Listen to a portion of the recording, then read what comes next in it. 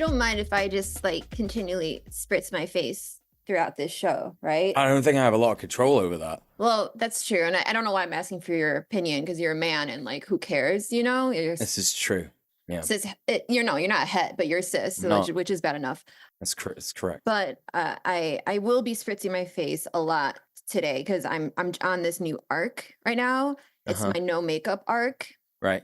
And I've experienced like maybe like 8 hours of this arc so far, so it's not really a substantial arc, but this is the beginning continuation of it. Yeah.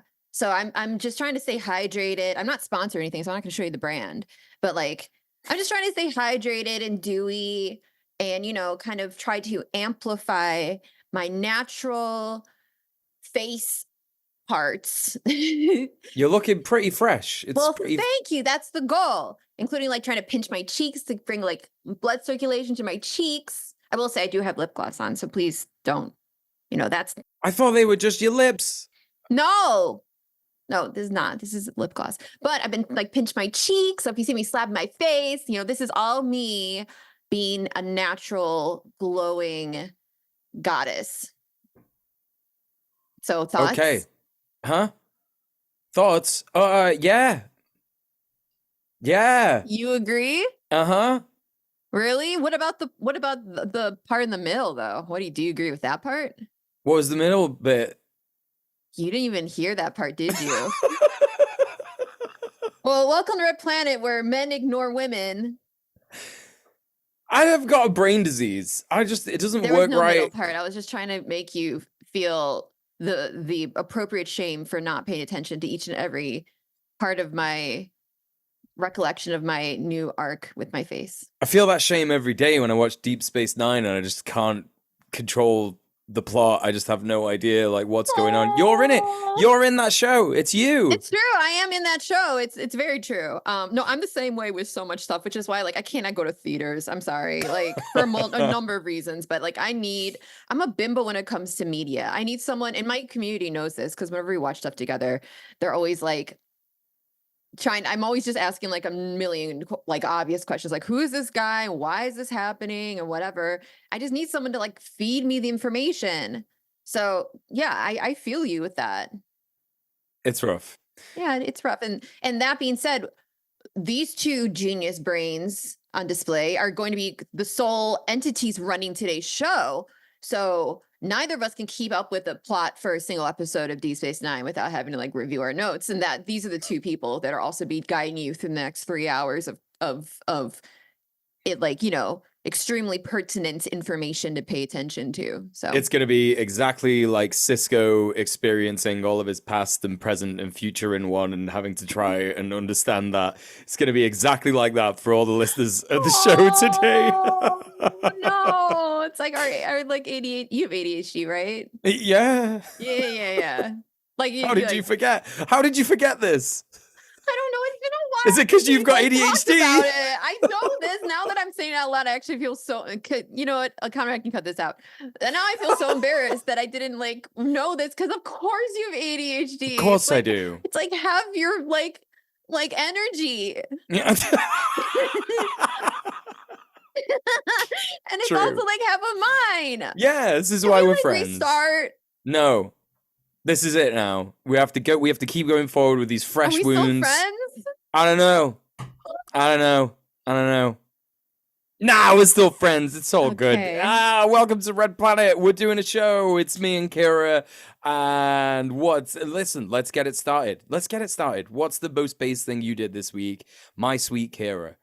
Well, it's not really much of an exciting update, but I am still trying to interact with the normie pilled world. I'm trying to touch grass. I'm trying to, meet people outside of a protest or some sort of otherwise, like, I'm trying to like meet like regular people, and I'm trying to also still, live according to my values and stand up for myself and all these things. So it's been an interesting experience. It's been really challenging because if you're anything like me, when you do this, you have this like constant battle in yourself because you can't actually live completely according to your values, right? Our world does not allow that. You walk down the street, you're surrounded by like advertisements, police, car culture, right? There's like so much like colonialism. Like you're like living in like a land that has been thoroughly genocided of the indigenous people that once lived there. Like everything about your like life, you're walking down the street is antithetical to our values. If you're watching the show, you probably are in the same camp as me.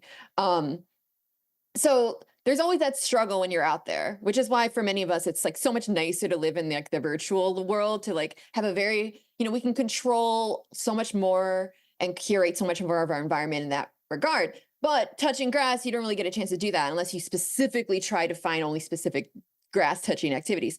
I have been trying to just go normie land and try to operate in there and like talk to regular quote unquote people and go to do their regular activities and stuff. And so I've been feeling that pressure of like trying to be myself, trying to be this communist, vegan, feminist, land back, pro Palestine, quote unquote terrorist in this world when that world is like trying to like, not allow me to be myself and especially doesn't want me to be comfortable. So I've been trying to just advocate for my values, which is advocating for other people effectively in that world. And so I've been trying to, and I think I've been doing like a decent job, but it is difficult. It's hard to know exactly if you're doing a good job or not, because you're like, well, the world's still the world. And it can feel really like you're not making a difference. I don't know. I hope that at least me standing up for myself and my values is at least doing something in this world. That's all I hope. So that's kind of the most base thing I've been doing, is trying to go out there in normie land and live according to my values in a world that's expressly, systematically trying to maintain that I don't. Well, I actually posted you proof that the thing that you disagreed with me on a couple of shows past, which is the thing that lots of people are terrified of, the trope of going back in time and changing a little thing, scared that might change lots of things in the future. But everybody doesn't apply that to how they live in the present, in that every little thing that they do, every little interaction that they have has a effect on the future. And you ultimately do. You ultimately are doing that by just having these conversations, being yourself, living, having scruples, actually having standards, understanding oppression, understanding power dynamics, understanding materialism. So I think it is very based that you're doing all this stuff. And I think I it's went to great. a baseball game. Oh. Like that's the caliber of normie that I'm talking about here, where like people stand up in the beginning to sing for the national anthem, and you everyone take off your hat and stand up for the national anthem, and then they sing it, and then you got some like representative recruiter from the Navy show up and wave, and everyone's just cheering, and I'm like, I am not in my wheelhouse right now, but I'm still gonna dig my heels in, because like that butterfly effect that you're describing, it obviously goes both ways, right? And so the effect that I'm feeling, being surrounded by a bunch of patriotic Americans who are like all like red-blooded American, like all American, is that effect is a detrimental thing on me, and it's a detrimental effect on everyone involved in it. Even people that are engaging in it, their engagement for themselves and around them is further fortifying more, it's further entrenching those beliefs. And so that's the flip side of things. I don't want to just give up and just let them have it. I just want to make them feel a little, just if I could be a little bit of a stick in their, places where sticks are not supposed to go. I'm going to be a stick there. That's what I'm trying to say. It's more likely that you're going against the grain is more noticeable than the things that they hear every day. That's what I would say.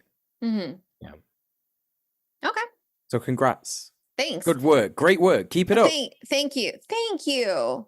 And what about you, Mule? What's the most basic thing you did this past week? Well, I've been getting back into it, and on Monday I was in a meeting with representatives from a homeless camp that has started in Manchester, and this was a community of homeless people who were previously just sleeping in their sleeping bags outside some of the council buildings in Manchester city centre, and they have been donated tents by a group of lovely people in an organisation.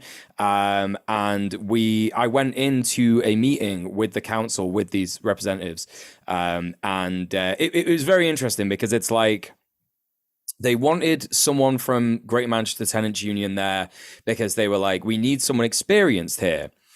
And I was like, okay, yes, I would say I'm probably quite experienced in, I guess talking to people who do not have the best interests of the people I'm representing at heart.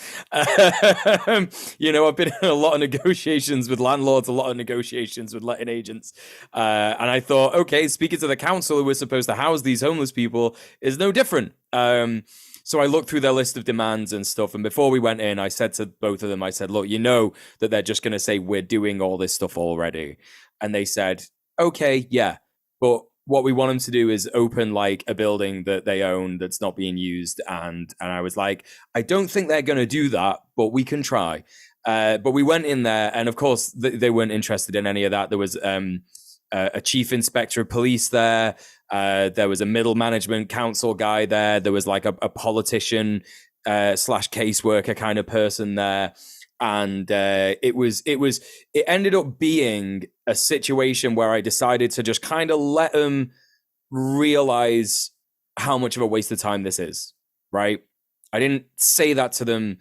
I obviously was realistic with them, and I was like, look, they are just going to say, you're causing problems, you need to go, you need to leave, and they're going to say all your demands, your list of demands, we're doing all that stuff anyway. But that was just to be realistic about what might happen. And yeah, both of them were getting very, very mad about the responses that we were getting from the people representing the council. Things like, oh, well, we're trying to rehouse people, but there are some people who can't be rehoused because they've been convicted and this, that, and the other. And like, to be clear, who they were talking about was someone who was like basically being convicted for like doing self-harm, right? So like, that it's a great system. It's a great system, folks. That's the reason why he can't get rehoused. Nonsense, like complete nonsense. So they were getting very mad at that, and we came out of that. And they were rightfully radicalized. They were like, these people are obviously not completely interested in what we're going through. Now, I won't sit here and say that this has been like an easy week. I've been quite distant from it because I already am doing work with the tenants union, and it's quite a lot of organizing to try and get a group of homeless people who have not had the political education, they've not had the organizing experience, they've not had the I guess just like a lot of things. They need a lot of things. They need material conditions. Like that's their first and foremost in like what they need.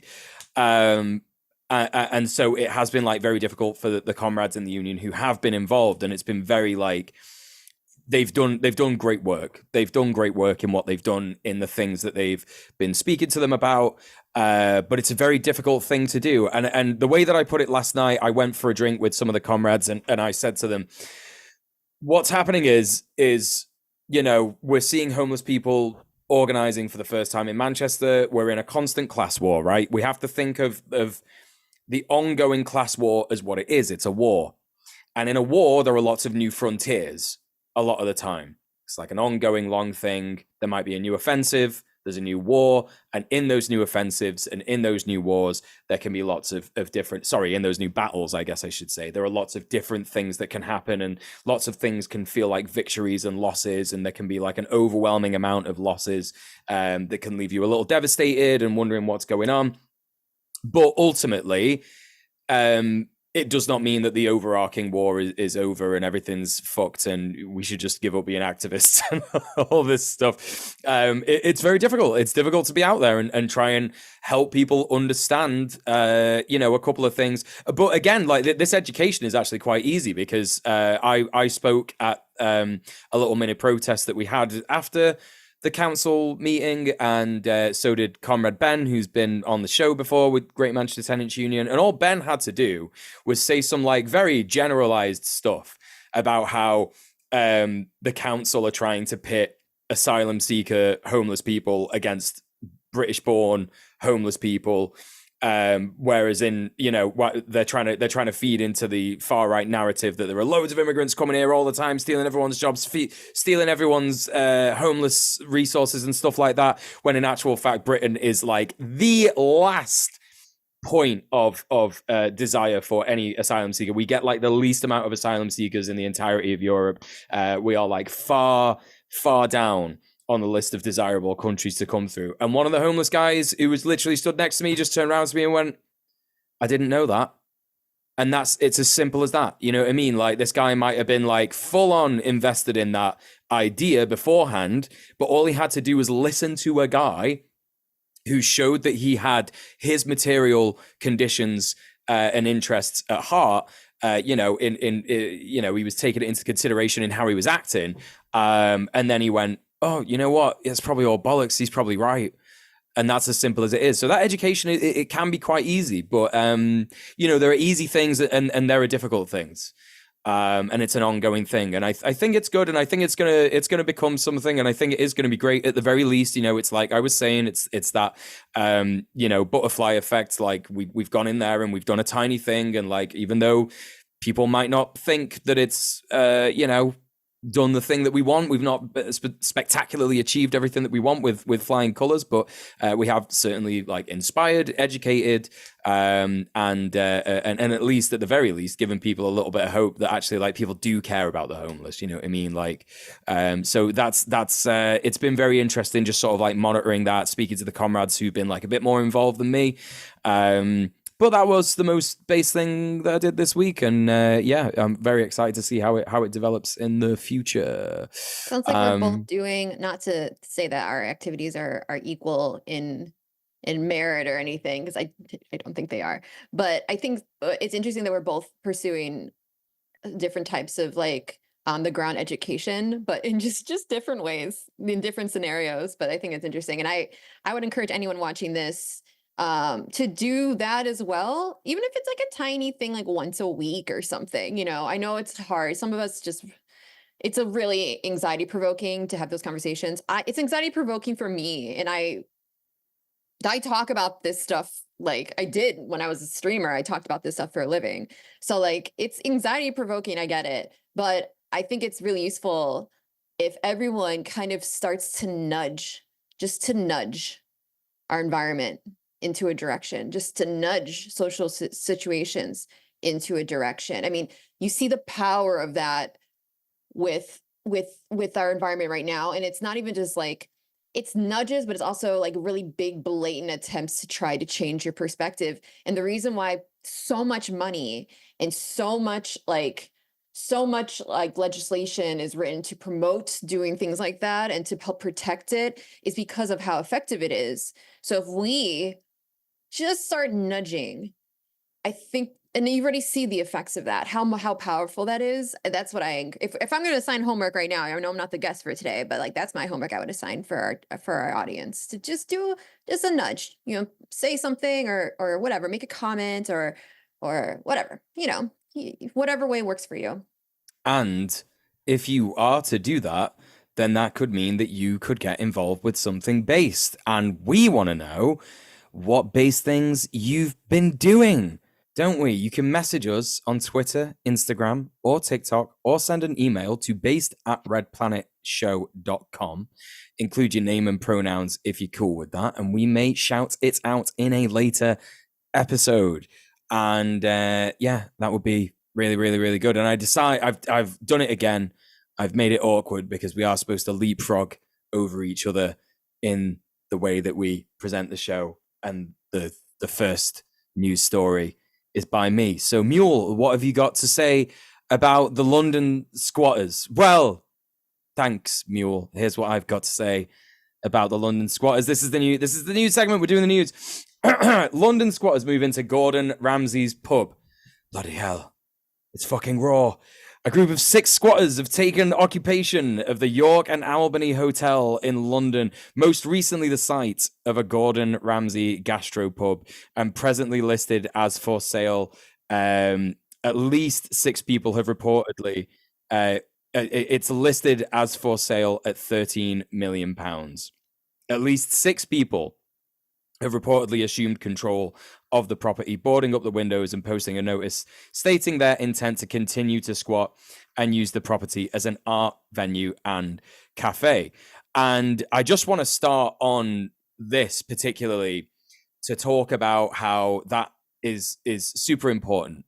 A lot of the squats that I have seen out and around in Manchester have wanted to be community centers. They've wanted to make their occupation of the space benefit everybody in the immediate neighborhood. And I think that that's really important for a lot of reasons. One, because it's just nice for people. If you have an empty building, it's normally because you're in a deprived area, right? If you're in a deprived area, you won't have third spaces. You may have a pub, but it might be completely run down, or the people in there are horrible racists and you don't want to be part of that or whatever. Maybe you're sober, right?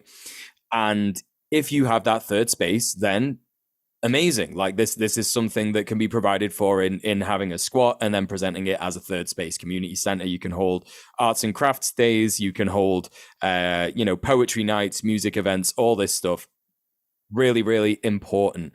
And 9 times out of 10, these empty buildings just get used for gentrification purposes anyway. A lot of them are owned by the council. It's on council land, and whereas they would be previously collecting business rates and business council tax. I'm not quite sure how that works, but they would be collecting money from the business that will be there. But what they do is they sell it for millions and millions of pounds so that developers could come in and gentrify the area. So this is why it's so much more important to prevent that gentrification from happening, and squatting is really, really based for those reasons.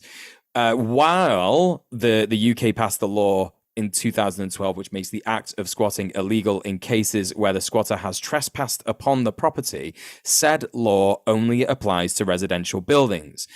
Which is why, even if, and this is not something that is confirmed, but when there was a case that I heard about where someone had been on the council homeless service and was getting denied and denied and denied and denied, a lot like the homeless people who are in the homeless camp in Manchester. There is a precedent for the council to not evict them from a council-owned commercial property if that is where they are squatting, because they've been failed by the council's homelessness service. So why should a council building not house them, right? So there is potentially legal precedent to prevent a high court eviction from that kind of a situation. So it's interesting how the law works here regarding that in the UK. But the group has released a statement explaining their action, which reads as follows.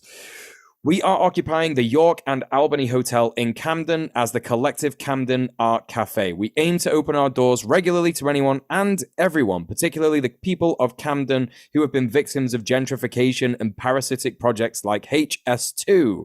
HS2, if you don't know, was supposed to be the high-speed rail service from London to the north, which was abandoned at some point last year by the Tories. Good stuff, billions of pounds spent on it and came to nothing. We provide free food, drinks, and a space to display their art without the ridiculous red tape galleries that require people to jump over. We believe all of us and our art deserves dignity. Camden is a borough with one of the biggest wealth disparities in London, so it seems only fitting that £13 million worth of properties worth £13 million that most locals would never be able to afford to visit should be opened up to all. The York and Albany is an iconic building in Camden since its opening in the 1820s. It has withstood wars and bombs, and despite what the media says, it will withstand the potentially short but hopefully long stay we squatters have here. At a time when Camden Market has been bought out by a billionaire and many long-standing local businesses are being evicted from their units, it's even more important that we all band together in all the forms of resistance that we know and can. We extend our particular solidarity to the Palestinian people and the long-standing residents of Drummond Street and the surrounding estates who have had their whole lives upturned by HS2. So you can see that what they've done there is provided a space for people who have had spaces like that be inaccessible to them. In terms of talking about the galleries in Camden, for example, like Camden, they're absolutely right. Camden is massively gentrified. It has been known as like the hipster area in, yeah, exactly. Yeah. Kira, for those listening to the show, Kira just turned her face up immediately. Like everybody knows as soon as you say the hipster area, everybody knows why it's a hipster area, right? Because hipsters are able to, like, you know, afford to go and live there. They're middle class. You know, exactly the kind of people that Jarvis Cocker was talking about when he wrote Common People. You know, and in Camden, it's been that way for like some time, right? And a lot of people in Camden want to be part of that creative scene, but they're working class and maybe they're people of color, maybe they're queer, maybe you know, there are just like so many barriers, like disabled people being unable to actually like showcase their art or have any kind of a chance of being part of that art scene or being noticed in those places. So I think that's a fantastic way. Like they're seeing a gap where people are being failed by capitalism and they're filling it. And that is ultimately based. It's ultimately incredible. And this is also how you can help build dual power, right? You can help to start to create the ways that capitalism has failed people. Like, it's not just replacing the existing structures that capitalism has that people are already quote unquote benefiting from, you know, not really benefiting, but, you know, healthcare, et cetera, et cetera. But it's also identifying the areas where capitalism is very explicitly failing people, leaving people needing something, and you show up and you're like, here, actually, we can provide you that. We can actually provide you that community center. We can actually provide you housing. We can provide you the things that you're not getting, or it's extremely gate kept by capitalism, and we can help provide that for you and actually start building the beginnings of an actual communist society that maybe in another lifetime will actually be able to flourish and compete with the capitalist entity. Absolutely. And yeah, the way that we do this is by showing solidarity with organizations like this, with squats like this, and supporting them. We were speaking about this. I was speaking about this with comrades today. We had a meeting. We had a tenants union meeting today, and we were talking about the homeless camp, and we were talking about press and how people see homeless people and squatters. And well, we all know how people see homeless people and squatters because it's in the media all the time. It's in movies, it's in TV, it's in theater, it's in everything, and it's rarely sympathetic, right? It's always like these people are dirty, these people are dangerous, and you should never do all the things that they do because they're illegal and against the law. Even though a lot of the times homeless people, especially in the US, are only homeless because they literally just could not have an ID, or they lost their ID and they don't have a fixed address to get it back to, just like a shit way of being in these circumstances. And so what we have to do is we have to make people understand that actually people who are homeless are just normal. They're just normal people who have been complete victim of circumstance. Not even circumstance. The circumstance is that they're being failed by the system. The system intentionally lets them fall into these categories of underclass, because that means that there is a constant threat of people in the working class that if you don't participate, you could end up like them, and it would be very bad to end up like them, wouldn't it? So I think it's absolutely massive. Solidarity to the squatters, solidarity to all squatters in the UK and all over the world. But Kira, did you want to say more? I just want to add one more thing. Fuck Gordon Ramsay. Fuck Gordon Ramsay. There's a little ghoulie in there. He's going to come into the squat and he's going to be like, fucking hell. There's a little ghoulie in there. This is a man who has made an entire empire based off of being an emotionally abusive white man because someone didn't make him a nice enough sandwich. Yep. That's Gordon Ramsay. And he's also extremely anti-vegan. I'm sure he said something nice out there one time about something, but I don't give a fuck. He's an asshole. And he's made his whole career off of being like an abusive piece of shit, but it's okay and fun and games because he's like a man doing it, and that somehow is like entertainment to watch a man just berate people about how they don't cook well enough for him. Like it disgusts me. I hate him. So I'm happy to see any of his shit being squatted in. I can relate to this quite heavily because I was one of my first jobs was in the restaurant industry. I was what's called a food runner. So I was the closest person at front of house to the chef, like to the kitchen and the chefs. And I would wait there and I would sit there and I would wait for the food to get called up, and then I would go, right, let's give it to the tables and whatever. And it was directly a result of the horrible kind of working environment that Gordon Ramsay inspired in a lot of chefs in that modern age to be horrible, aggressive pieces of shit that was responsible for me just having a shit time at that job. Like I used to smoke weed before I went in to work after I worked there for like a few months because the head chef was just so like aggressive and annoying. Like as soon as you fuck something up, just like absolutely would just go sick at you.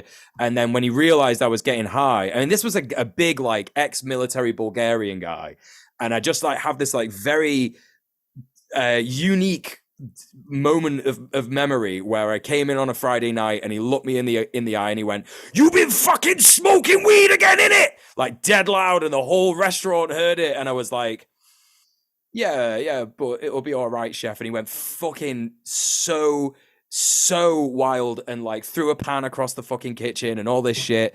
Ha ha ha! You threw a pan and got emotional and got abusive in your face. Ha ha ha!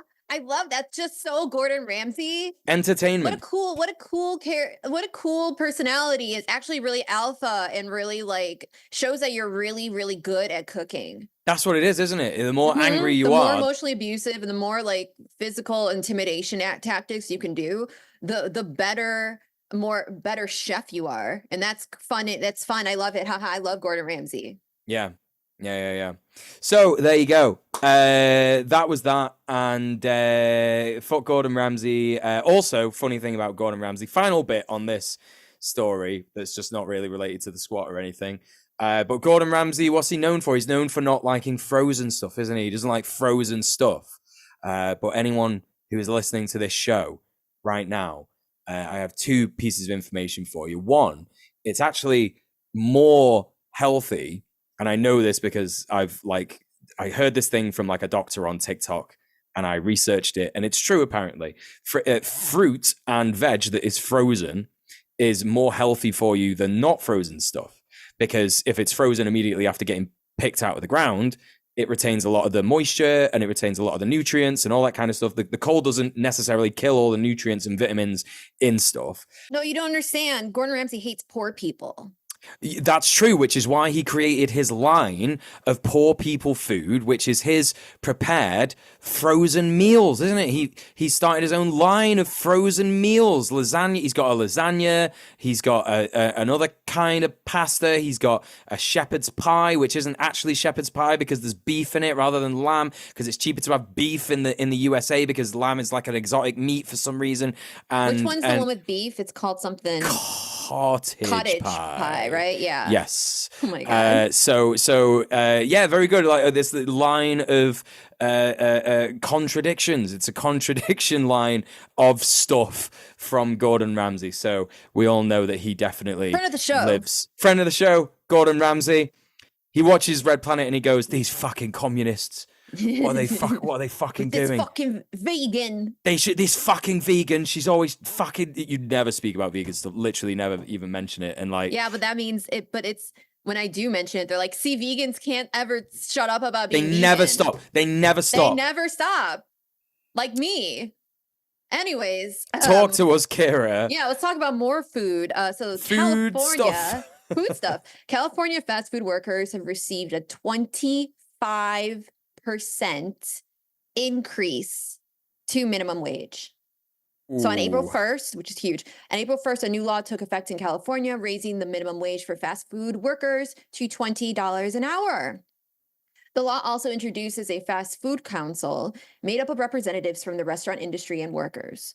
This council, which is the first of its kind in the United States, will have the power to increase the minimum wage annually to keep pace with inflation and make recommendations to improve worker safety. The pay increase, which affects workers at national chains with more than 60 locations, is significant, but still insufficient to meet the needs of workers in the most expensive parts of the state. For instance, a studio apartment in Los Angeles typically costs $1,000 a month in rent, nearly 40% of the take home pay for a full time fast food worker earning the new minimum wage. And also, I would say that a studio apartment costing $1,000 a month in rent is actually kind of a steal in LA.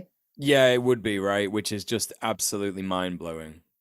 I remember like poking around in Seattle and like, that's not like on the high end. So that's like a pretty like that seems like a pretty standard like your shoebox kind of you have your base very basics, but you sleep in the same room you eat in kind of setup. So And you know that if you're in a joint like that, you're not going to be able to just commute to work. You're not going to be able to like jump on the tram, jump on the like definitely. for $1,000 a month, I don't know. You're paying $1,000 a month on rent. Like you're not going to be able to afford.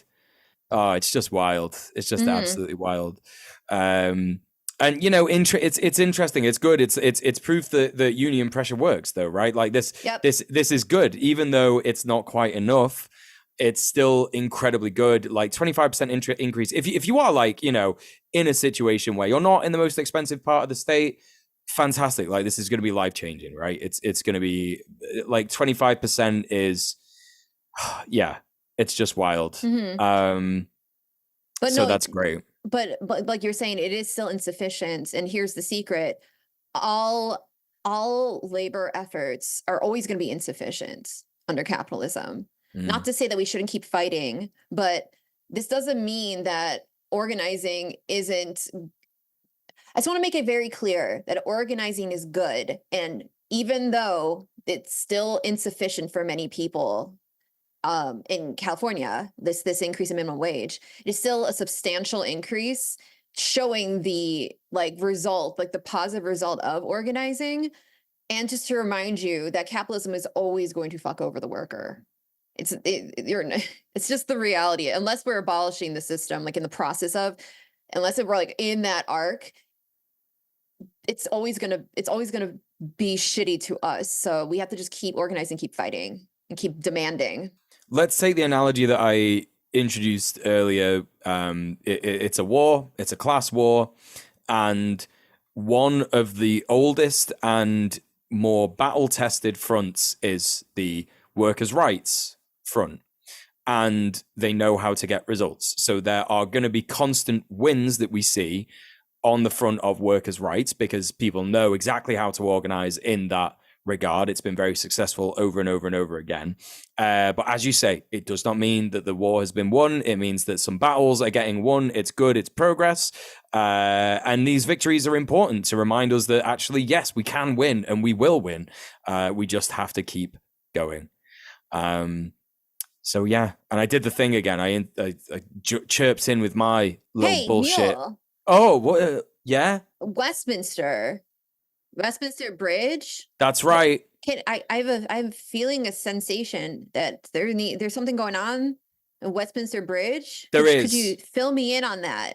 I will. I'm going to tell you all about it. An organization that has a word in it that rhymes with bike and begins with D that I can't say, called the Project, have dropped a banner on Westminster Bridge declaring hands off trans healthcare. To be clear, the word in question refers to lesbians. And of course, this is in response to the exterminationist policy proposals in the new Cass Review. If you've not heard, this week, one of the most absurd anti-science reports in modern anti-trans history it was commissioned by the Tory government to investigate the effects of puberty blockers and gender affirming care on people under 25. And essentially, the Cass Review proposes creating a separate service for young trans people, keeping them out of the existing gender clinic services until age 25, with a huge emphasis on alternative treatments other than transition, such as other mental health care, autism screenings, and more.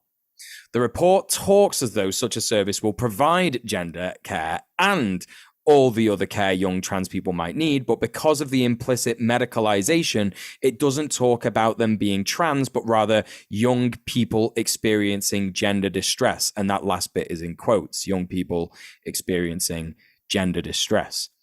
The report itself is claiming that young trans people are being rushed through gender clinics and then regretting it at significant rates rather than receiving other care, which is being taken as confirmation and vindication by far-right groups. The report and pretense of setting up a better separate system is going to be used by the government to keep trans people under 25 away from their healthcare, and the material implementation of that system could range anywhere from 1, total neglect and nothing is made, to 2, the system outlined in the report, which will highly discourage young people from pursuing transition, to 3, outright conversion therapy practices masked as care. Now, there are a couple of things that have come out as people have scrutinized this report. There are going to be some reports from people who've been able to take the time to actually read the 300-page document, look at all the recommendations and look at the sources.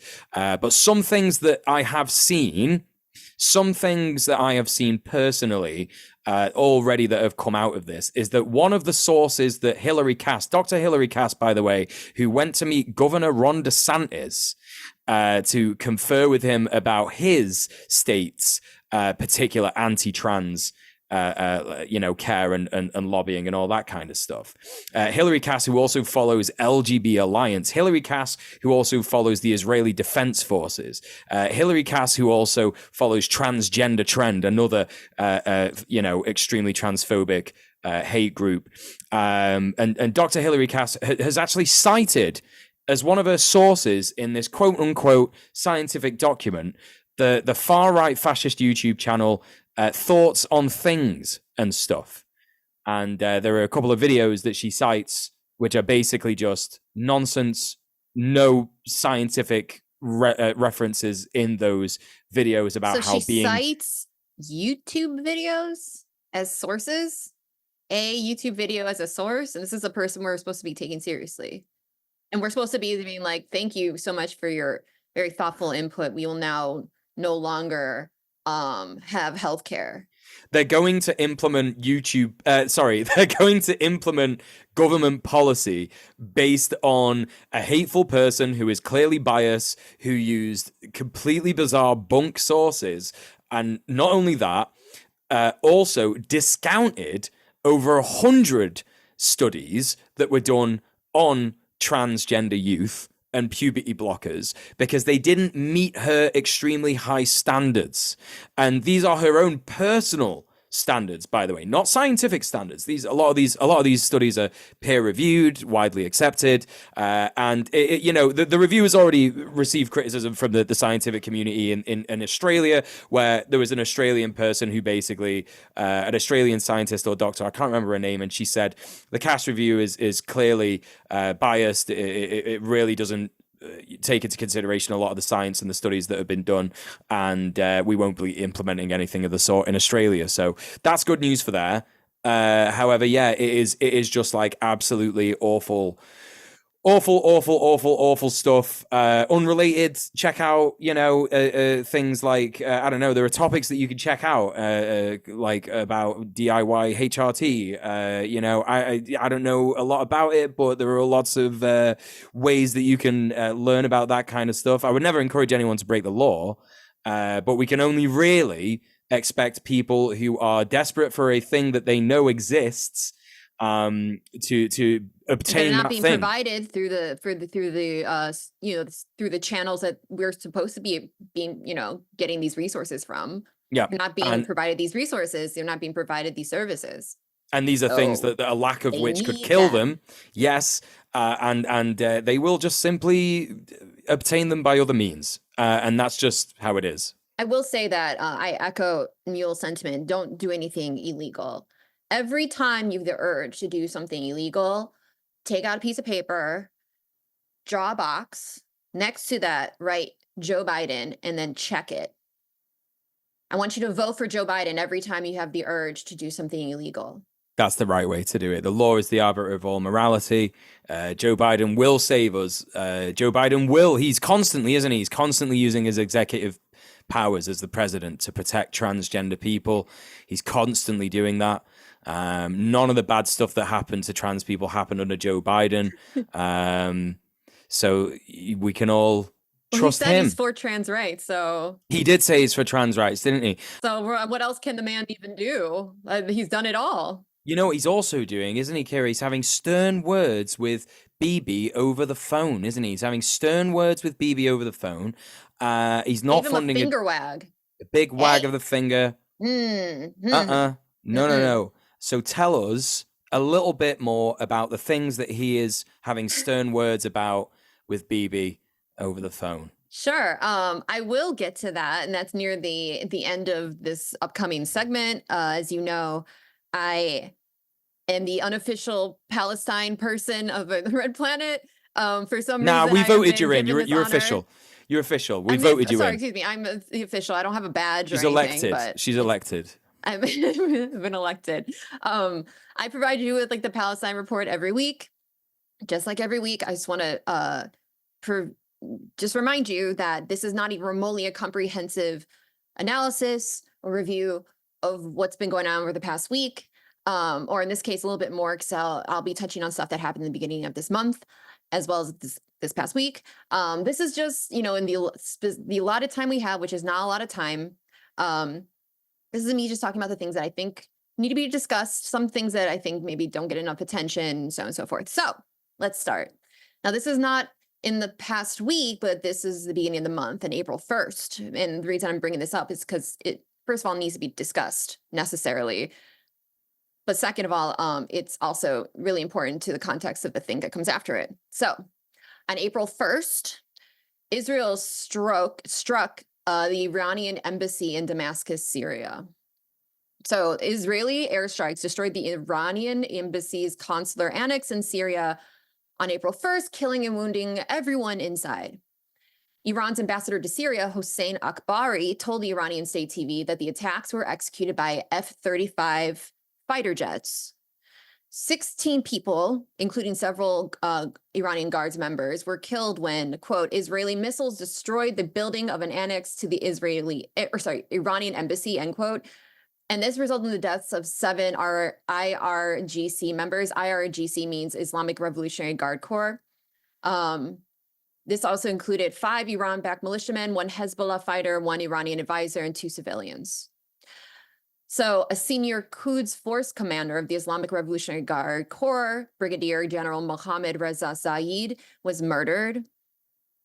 Zahedi, excuse me. Zahedi was the most senior IRGC officer to be killed since the assassination of Qasem Soleimani. If you recall, Trump assassinating Qasem Soleimani, I think it was, I don't remember exactly, maybe it was...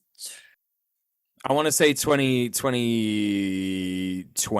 I want to say 2020 as well, yeah. And that was just basically Trump just ordering a drone strike assassination of one of Iran's most revered figures. And yeah, so this is now more assassinations by the West of Iranian officials. In addition to Zahedi, there's also many other casualties. I can name them all, but just know that a lot of really important people, Israel murdered. In response, Iranian officials vowed to retaliate and make Israel regret the move. Iran's ambassador Akbari said that, quote, the Israeli attack on the Iranian consulate shows the reality of the Zionist entity, which recognizes no international laws and does all that is inhumane to achieve its goals, end quote. No lies detected as far as I'm concerned. I just want you to note that the Western countries like Britain, France, the United States completely failed to condemn Israel's mass assassination campaign. Just completely didn't even mention, did not condemn it in the least. And I think that's really important, especially with this next section coming up. So today, Iran retaliated and they struck Israel back. I just want to make sure that y'all, the reason I want to include that first part is obviously because it provides context to this part. Israel is famous for its, we are acting in self-defense. Ooh, woo, poor us. Ooh, woo, we're just this innocent state that's just you just hate us because we're Jewish, and like everything you do is it's just like a hate crime against us. When in actuality, it's an extraordinarily aggressive, offensive force that is trying to take over the Middle East effectively. And so when they are attacking on Syrian soil, Iranian officials, and assassinating them in mass, this provides the context for Iran's retaliation. So today, Iran launched a series of missile and drone strikes on Israel in retaliation for its attack on the consulate in Damascus, in Iran's consulate in Damascus. Iran's retaliatory strikes on Israel come against the backdrop of its deadly and indiscriminate military assault on the Gaza Strip, which has officially killed 33,729 Palestinians. These are mostly women and children, non-combatants, since October 7th, and has unofficially killed far more. Israel's violence has also increased in the West Bank since. Remember, the West Bank is also an area of Palestine that is being thoroughly bombarded in some similar, but mostly different ways, through mass abductions, through settler and IOF attacks, through demolishing the homes and raising the streets of Palestinians that are living there. So I just want to make sure, don't forget about the West Bank. It's extremely important, and we have many comrades that live there that are looking for our support, and making sure we want to make sure to remember them. Over 8,000 Palestinians have been detained since October 7th, since Al-Aqsa flood.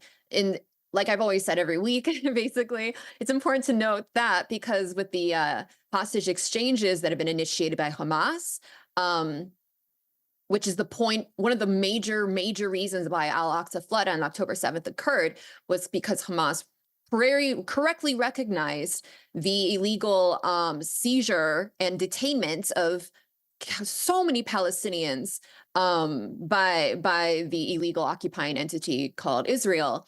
And so Hamas demanded, if we take your people, we demand that you release these Palestinians. And Israel has every single day refused to do so. So the times when the very few times that we've actually had any Palestinians released by Israel is because of Hamas's demands. And it's also something that Israel really does not want to do, which is why they're ramping up their abduction campaign to try to seize and detain even more Palestinians in administrative detention, quote unquote, which is basically a fancy way of saying we're holding you without cause and without any sort of like legal, no due process. We just hold you as long as we want to, and fuck you. So Iran reportedly gave Israel ample notice of the attacks, and this leads many to believe that these attacks were not intended to harm, but to send a message. In fact, the vast majority of the strikes were then subsequently shot down by Israeli defenses. Iran's attack on Israel has drawn many mixed reactions, with a number of states urging restraints and expressing concern over an escalation of violence in the region, while several EU states and the UK and the US have outright condemned Iran's actions. I just want to mention, this is my personal opinion. I'm pretty sure Mule agrees with me. This is how it always goes for the axis of resistance. The Iran and the Iran-backed groups, like including Hamas, including oh my God, I'm blanking on the Yemeni. Oh my God, Yemeni group. Houthis, thank you. This is how it always goes. They exist. Israel tries to make sure that they can do their apartheid occupation thing as much and as fast and as violently and brutally as they can, with no end in sight. And the axis of resistance goes no. And no, none of these Western states tend to have an issue with Israel doing what they're doing, unless their own people have make it so extremely clear that they won't tolerate Israel's behavior. Then they'll like go, oh, okay, we'll stop. But it's like, I think we all know that like these states otherwise would not ever lift a finger or ever, raise their voice at all to Israel. And they kind of still aren't. Like every once in a while they'll say, okay, easy, but that's it. In the meantime, Iran gives ample notice of their attacks, like does drone strikes Israel. Almost all the missiles are shot down. As far as I know, I don't think there's any casualties, although I have to double check that. And all of a sudden now everyone's like, Iran, careful. So I find it very, very just it's very frustrating, and very I want to laugh, in a kind of like upset way to see just how Israel's always encouraged to defend itself while resistance states are told to exercise restraint and to think about stability in the region.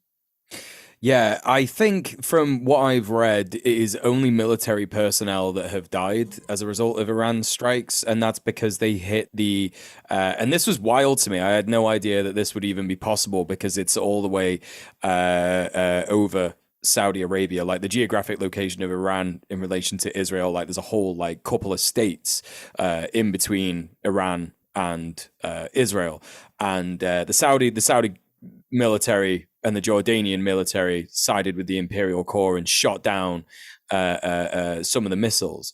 But the missiles that actually got to Israel and blew up Ramon Airport, I think it's pronounced that way, Ramon, in the Negev Desert. And the Negev Desert is right at the southern end of Palestine.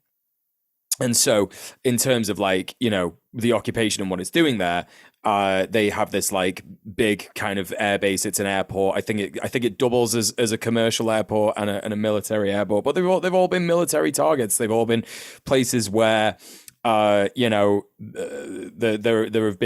intel to say, yes, this is a military target. There are military operations happening here. Iran also, like, they seized a cargo ship, I think. I can't remember. I think it was earlier this week or last week. But yeah, like you say, they've clearly telegraphed this. They've said, we're going to bomb you in a couple of days. We're going to send missiles. Because you straight up attacked our embassy on Syrian soil and murdered or maimed everyone inside that building, doing a mass assassination campaign. Yeah. Which is like, again, that's why I wanted to bring up earlier that America, Britain, France, none of these countries, and maybe even more Western entities, have not condemned what Israel did. And they are like, whoa, Iran, now, bad. Like, what this is the reality of the hubris of imperialism, right? Like, it is an unsustainable thing, but when these entities cannot comprehend like their hubris being unsustainable, or maybe they do, and they just hope they'll die before it blows up in their faces. Because how long can you pull this shit off? How long can you wage this completely lopsided, asymmetrical kind of like moral compass? I saw a Conrad who has commented quite a lot on the region. I forget their name, but was saying the reason that this has happened is because of that imperialist hubris. It's imperial core arrogance and the strength of the resistance in the imperial periphery.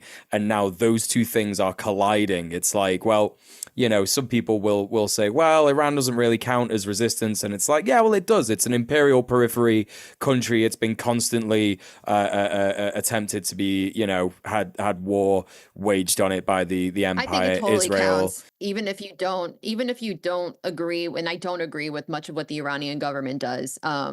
But it's clearly a major actor in the like prevention of America taking over the entirety of the Middle East. Stands against the hegemon. Yeah. Right. Yeah. Simple as that. So while that was going on, while Iran was retaliating against Israel doing a mass assassination of Iranian people, Palestinians in the West Bank tore down the apartheid wall amidst Iran's strikes on Israel. I already said that part. I said it twice. All right, you got it. Palestinians in the West Bank were seen tearing down a part of the wall which divides the occupied territory. They did this yesterday as Iran launched strikes against Tel Aviv and other parts of Israel. In video shared online, lots of Palestinians in the occupied territory could be seen demolishing parts of the wall, which has been dubbed the apartheid wall since its inception due to its separation of Palestinians from their land in an incredibly oppressive, very symbolic nature. onlookers heard the Palestinians while they were tearing down the wall, and you could hear them clearing and clapping, excuse me, cheering and clapping as metal scraps, which constituted parts of the wall, came off. What did London say about there are like weeks when days happen and days when months happen, or what's the quote? I don't know. I've never read Lenin. Okay. Well, Conrad will in post will voice over that quote right now. Okay, it's gonna happen. Shh. I'm just getting word from my producer that that's not gonna happen. So in Star Trek, Now Jean-Luc you're talking my Picard. language. Jean-Luc Picard says something about sometimes days feel like months. He was kidnapped by the Borg and time all went weird. I don't know. Something happened. Time is not linear. You get It's what not I'm trying linear. to say, and what I'm trying to say is like there are times where it feels like things are crawling, but then we see that all of the seeds been implanted, all of the efforts culminate to these spikes of like these spikes of like anger and frustration and necessity and just the marination of all of these elements, and leads to things like Palestinians just physically tearing down that wall, which is extremely cool. I'm getting word from the comrade B-Rat in the YouTube chat that there are decades when nothing happens and there are weeks when decades happen, is the quote apparently. So there you go. And that's what I said, if you recall. Yes, it is. Yeah, as the only woman on the show, I'm right, and you need to. That's how it is, and I am wrong. That's how it is, or else you're sexist. Just the last thing, just to close out this section, Biden says he will not participate in an Israeli offensive against Iran. This is what he claims. The Biden administration claims it supports Israel's right to defend itself, but will not want war with Iran or a wider war in the region. So we will see, but at least that's good. Look, I think the way I was, I'm just joking. I was thinking about this last night, and I'd had a couple of pints of Guinness, and I don't drink very often, so I was a little. I don't think you drink at all. No, I don't drink very often at all, and I had a couple of pints of Guinness, and I was a little tipsy, and my thoughts weren't fully formed. But I think I agree with what I said last night. Either one or two things are going to happen. Iran is going to blow up Israel, and they're not going to do anything, and everyone's going to be like, "Oh, they're all talk. They just like to blow up kids, and that's it," right? Which is what we know. Or it'll be World War III. I don't know, but it's like sort of like incredibly unlikely, I think. And I think that if the US doesn't get involved, if Biden chooses to not get involved, if Israel decides to go full Israel mode on Iran and be like, we can't stand for this, we're gonna invade Iran, we're gonna bomb Iran, clearly, I think that there will probably be a bigger war with Iran. It's likely that the US will be like, sit that one out. I don't think not going to do it. You don't think so? Well, if that does happen, it would mean the end of Israel, because it would be like, right, we're not giving you any more money for this. Or conversely, they'll give them so much money, it will be like a Ukraine situation where they give them money and money and money and money and money and money and money until it's like, yeah, actually, like, this isn't working and we're going to stop this now. It's no longer sexy. Like, people are over it. Yes, possibly. So there's a lot of potential things that could happen. Yeah, I think, I don't know, actually. I don't want to say what I think, because if I'm wrong, then I'm going to be wrong. But if I'm right, here's the thing. If I'm right, then I look so smart, It's a tough one. But I don't know. What I'm gathering from this is, and my understanding of what Iran's like geopolitical, I'm not talking about their domestic like character. I'm talking about their like international character. They're a very calculating country, it seems to me. I'm no expert, but I get the impression, especially now, that they vow certain things. They vow retaliation, they vow revenge, which I think they have every right to vow, honestly. But they also seem to be working very, very carefully in order to try to I don't know. I think they probably understand the precariousness of their situation, and also how much it can escalate things if they are to go full on. So yeah, I don't know. I get the impression that they're not going to go too hard, but I don't know, I don't know what I want to see exactly, but That's okay. At the end of the day, it's okay to say a thing and have speculation and it not be correct. And you can be like, well, that's a nice surprise that that didn't happen if what you speculate on is the worst thing ever. Right. yeah, So, yeah, great. yeah, that's Okay. fine. That's fine. And at this point, if you want to be reminded of something that is good, it's that we're a show and we have a Patreon. It's patreon.com/red_planet. Please support us. You can go ahead and go over there and give us any amount of money that you like, actually. You can choose. It's up to you. You can like give us a bit of it or a lot of it. Please give us a lot of it because we need it. And that's it. We'll tell you more about that at the end of the show. But for now, we are very excited to bring to you another incredible guest. We've had her on the show before. It's Tilly from the IWW. Previously, we spoke to her about just generally organizing in the IWW and what kind of thing that entails. And this time around, we're going to be asking her a lot more stuff about how things have developed, how her role may or may not have changed, or what kind of wins have happened, and what kind of experience she's made in the IWW. IWW. Tilly, how is it going? Hiya. I'm doing okay. It's a nice wee evening, and I've just had a big eggy piece, so I'm quite happy. Buzzing. Um, That's great. And just so everybody, so that everyone actually understands where you're from and what your role is, and they're not just listening to me haphazardly go through it. Why don't you introduce yourself? yeah. So my name's Matilda. I am a union rep and organizer with the Industrial Workers of the World. Um, I should preface, I'm not here to represent the Industrial Workers of the World, and any opinions are my own. Oh, I'm a pronouns are she, her. Fantastic.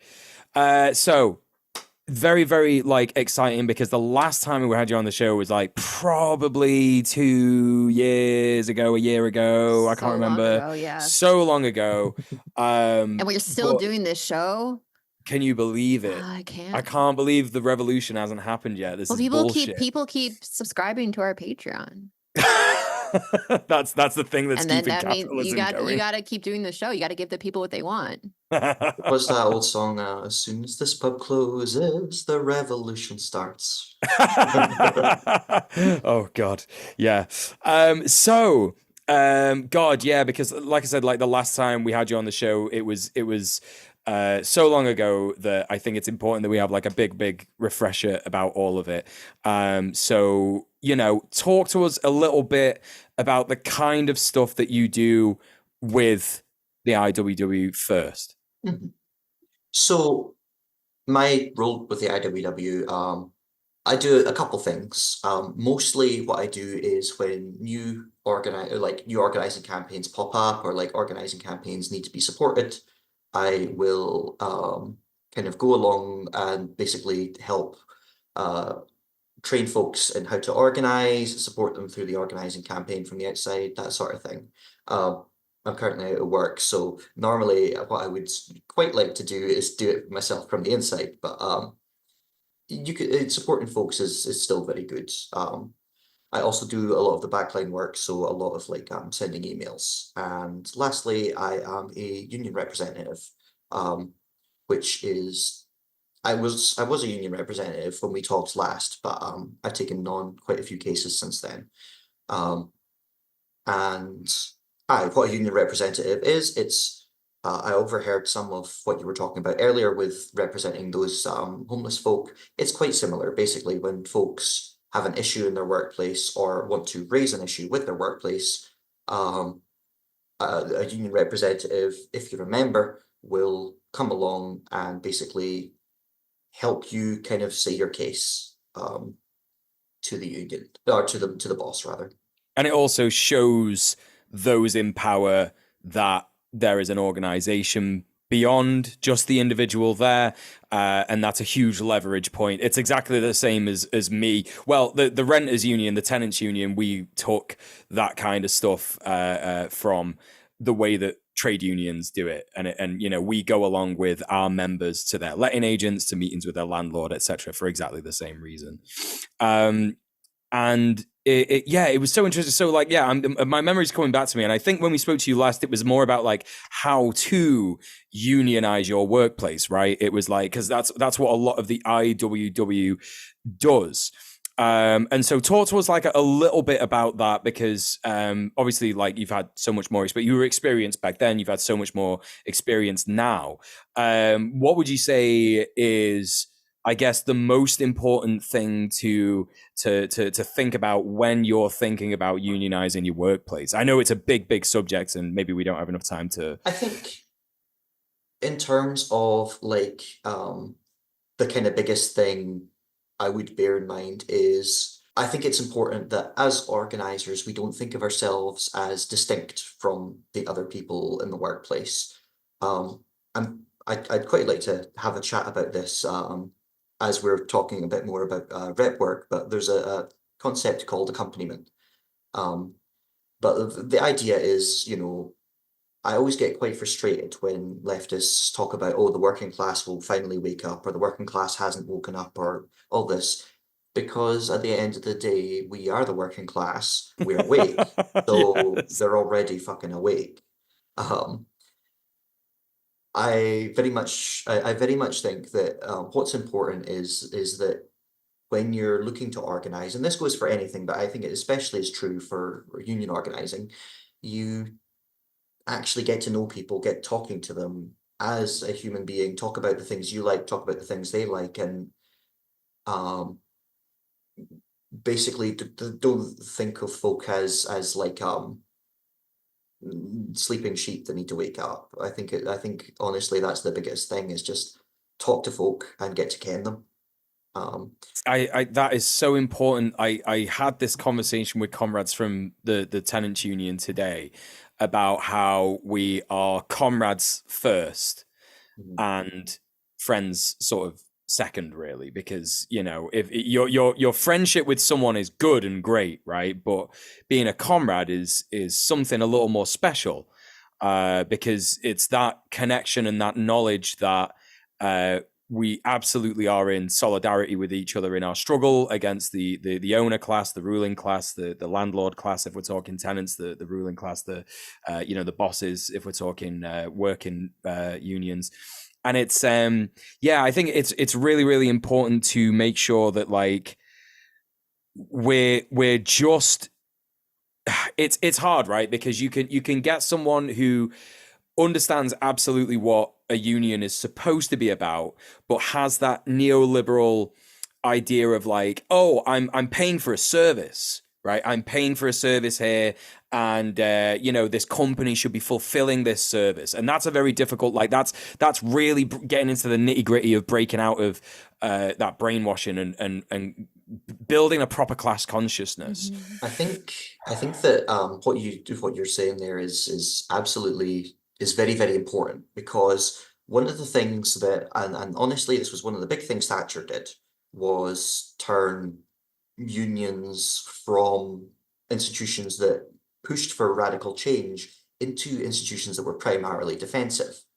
Now, to kind of talk, if you don't mind, my kind of going on a bit, Go for it. rep work is a defensive thing, mostly. Generally speaking, what you'll be doing as a union representative is defending workers so they can keep their jobs. Um, Now, a lot of unions will focus on this to the exclusion of all else, or like they'll do collective bargaining that is based on the kind of structures laid out in the Trade Unions Act, which is a reprehensible piece of legislation. I fucking can't stand it. I think if we're to understand like trade unionism as something revolutionary, something that'll genuinely change the world for the better, we have to like have it have a offensive role as well as a defensive role. It has to push for more rather than just protecting what it has. Um, and yeah. Well, that's it, because you have to when you're in an organization and you're trying to recruit more members, you're trying to build the revolution by getting more people awake, pulling them out of the matrix one by one.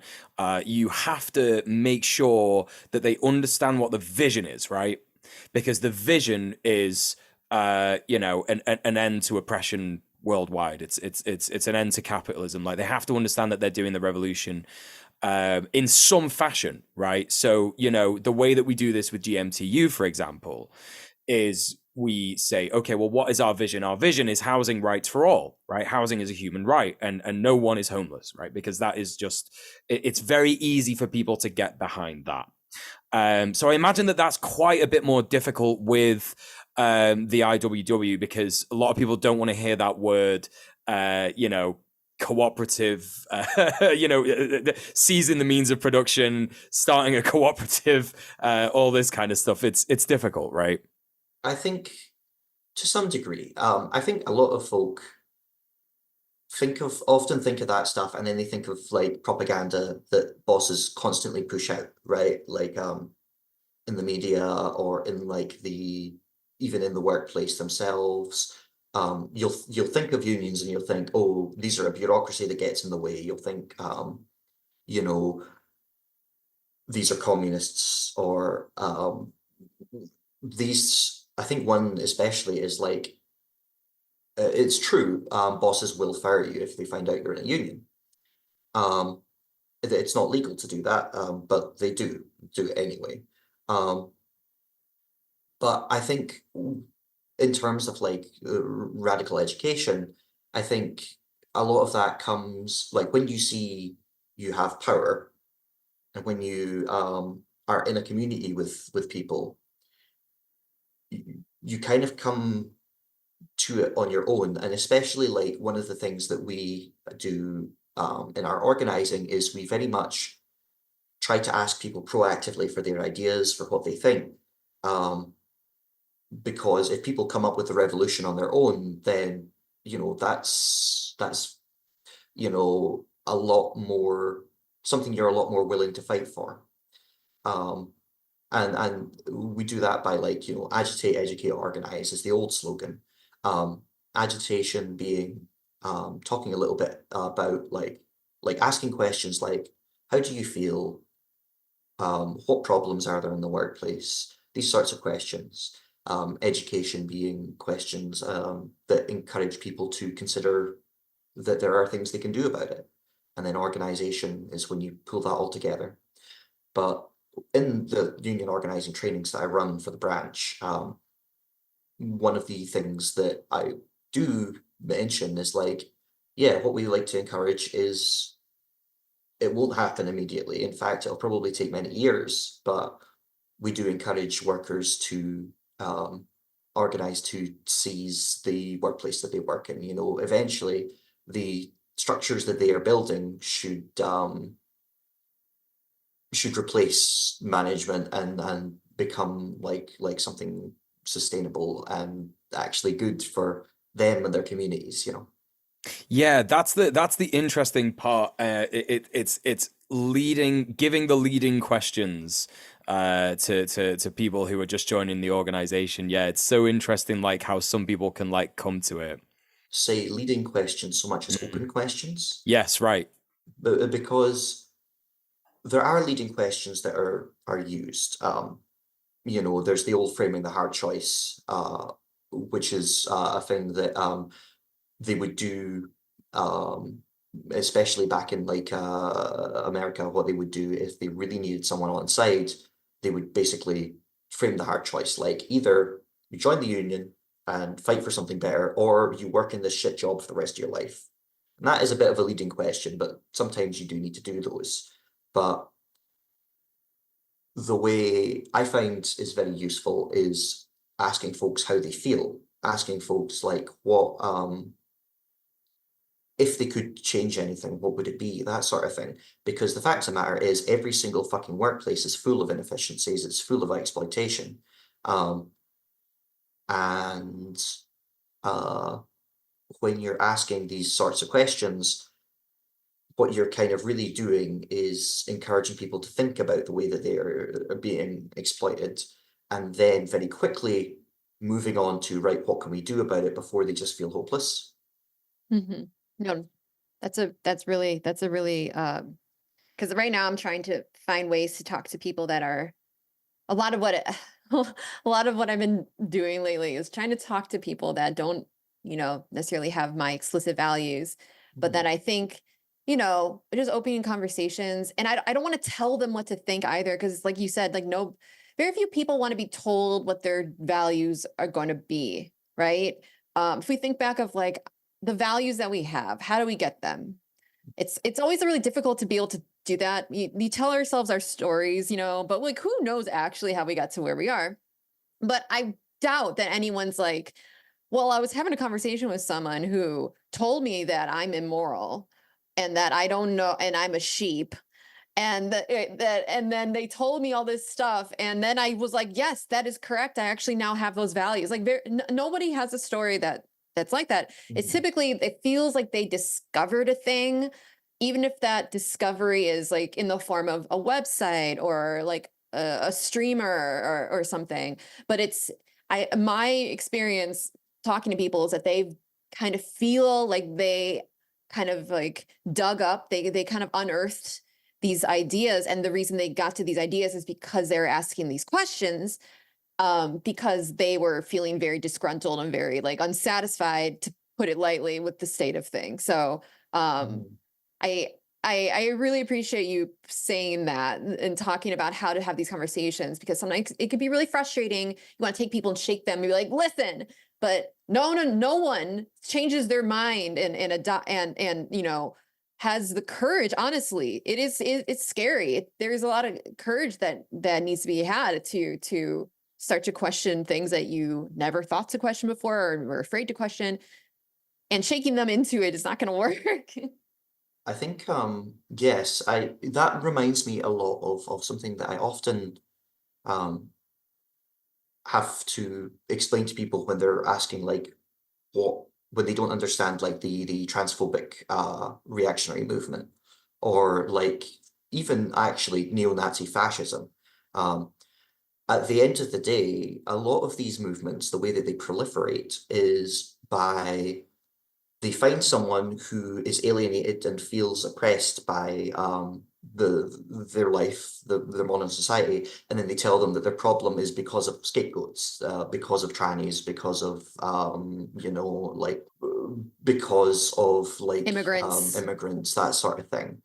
And I think that I think that like a lot of the way that you can really address this is by talking to people, um, and helping them out, or like, reaching them before they get dragged down that rabbit hole. But that said, I talked about this a little on that Blood and Turf podcast. I think you had one of them on once.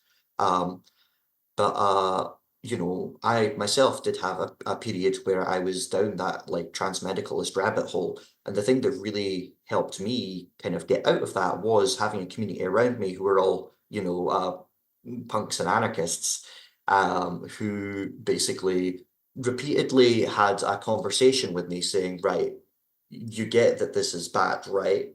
And, it helps that I was already like an anarchist at the time, or at least kind of a Marxist or something like that. And so we had that common struggle. And so when you relate it to that common struggle, they related it to their own experiences. Gradually, I wouldn't admit it during the conversations, but my opinion changed and I realized, yeah, I'm being a fucking asshole. Actually, my problems aren't because of fucking other trans people. My problems are because of fucking kiriarchy and heteropatriarchy.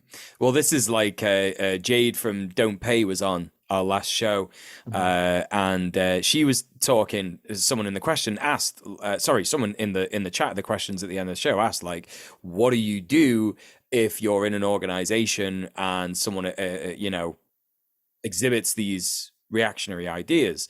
And she's very lucky because she's part of the tenants union, and the tenants union actually had some de-radicalization, very good de-radicalization education from I think it was the Ella Baker School. Did a really, really good bit on that stuff. I unfortunately missed it, but a lot of the stuff in there was basically like, if you go in there and you just start calling someone a racist, the argument's already lost. I have a really good hold on, I'm just gonna so I have a really good article. It's called Beyond Fuck You by an American organizer. This is the second part, but it's a two-part piece called Cold Thundercat.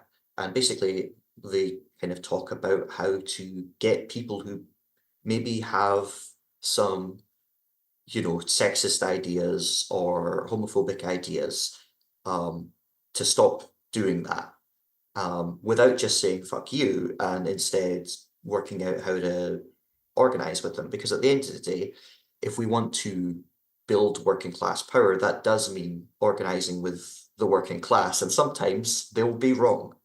Sometimes workers will be wrong about something. I've represented workers who were lying through their teeth the entire time that we were in the rep meeting, and then only came clean right in front of the boss.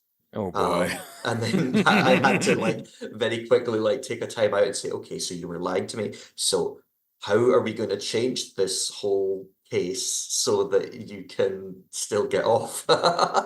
Yeah, no, and that's it's so important to have that understanding that achieving change is it's a slow process, it's difficult, but I think that what a lot of leftists don't want is these long, difficult conversations. We live in a society of convenience, right? And people want to be able to get their opinions at convenience. They want to be able to control their environment at convenience, and so therefore, if they're not able to convert someone in the immediate way by saying like, you're actually a racist piece of shit and you should change, and they go, I don't believe that, then it's like, all right, well, I'm not going to speak to that person anymore. And look, that's up to you, right? If you've got the energy to do that, cool, go for it, continue that effort of de-radicalization. It's hard, but you're not gonna do it through a debate stream. You're not gonna do it through just haranguing a person,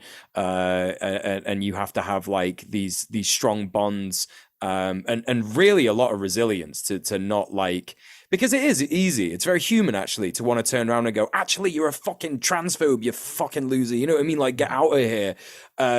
Because you know the facts of the matter. And it's like, look, I used to think like you and I was wrong. Just can you not just take that and go, oh, okay, he's being honest with me. It's really difficult, but I do understand it. It's yeah. So I read Guy Debord's marvelous Society of the Spectacle. He has this interesting concept, the idea of the spectacle, a false society that is the image of society. Basically, the world that media and advertising and propaganda presents that exists, that is overlaid on top of the material world to kind of present an idea of what it is like that isn't necessarily real. And I think the reason that I bring this up is I think in order to organize effectively, we have to focus on the real world, and often that is the small scale material world around us, because the spectacle, the false world, we have a very limited ability to interact with that. If you're looking through the computer, you're looking through the screen, it seems like there's the whole world on the other side of that screen. It seems that there is this entire world that you're very small and powerless by comparison to. And the only way you can interact with that is on its terms, by tweeting or by making small and inarticulate arguments into this big sea of content and noise. Developing posting sickness. Yeah. Yeah, exactly. Whereas, and that can very easily become your only exposure to the world. It can very easily make you feel very hopeless. And honestly, like one of the reasons why I like union organizing is because it's something you can do that's small, that's fairly quiet. You don't need to do big spectacular actions. It's mostly meeting up with people one-on-one in the pub after work or in a cafe before work, um, and just having these conversations. And I think that very often the more spectacular actions, the going to the shops and putting stickers on all the fruit that's from Israel, or like, doing like a big like protest or that sort of thing, while they feel big and productive, I think a lot of the time they are not necessarily sustainable, and it's this very slow, very small scale organizing that can make very large changes to the world around you, and your immediate world that you can see. And I think that seeing change that you make is an incredible way of not feeling helpless and not feeling burned out. Is that You know, propaganda of the deed? yeah. And that's kind of one of the reasons why I got into union rep work, and why I do it is, if you help one person, like, I once helped a guy get some stolen money back, because wage theft is the most common form of theft in the United Kingdom. Most theft is conducted by the boss, by them refusing to pay wages, even when they're owed it. Now, obviously, that was just a win for one worker.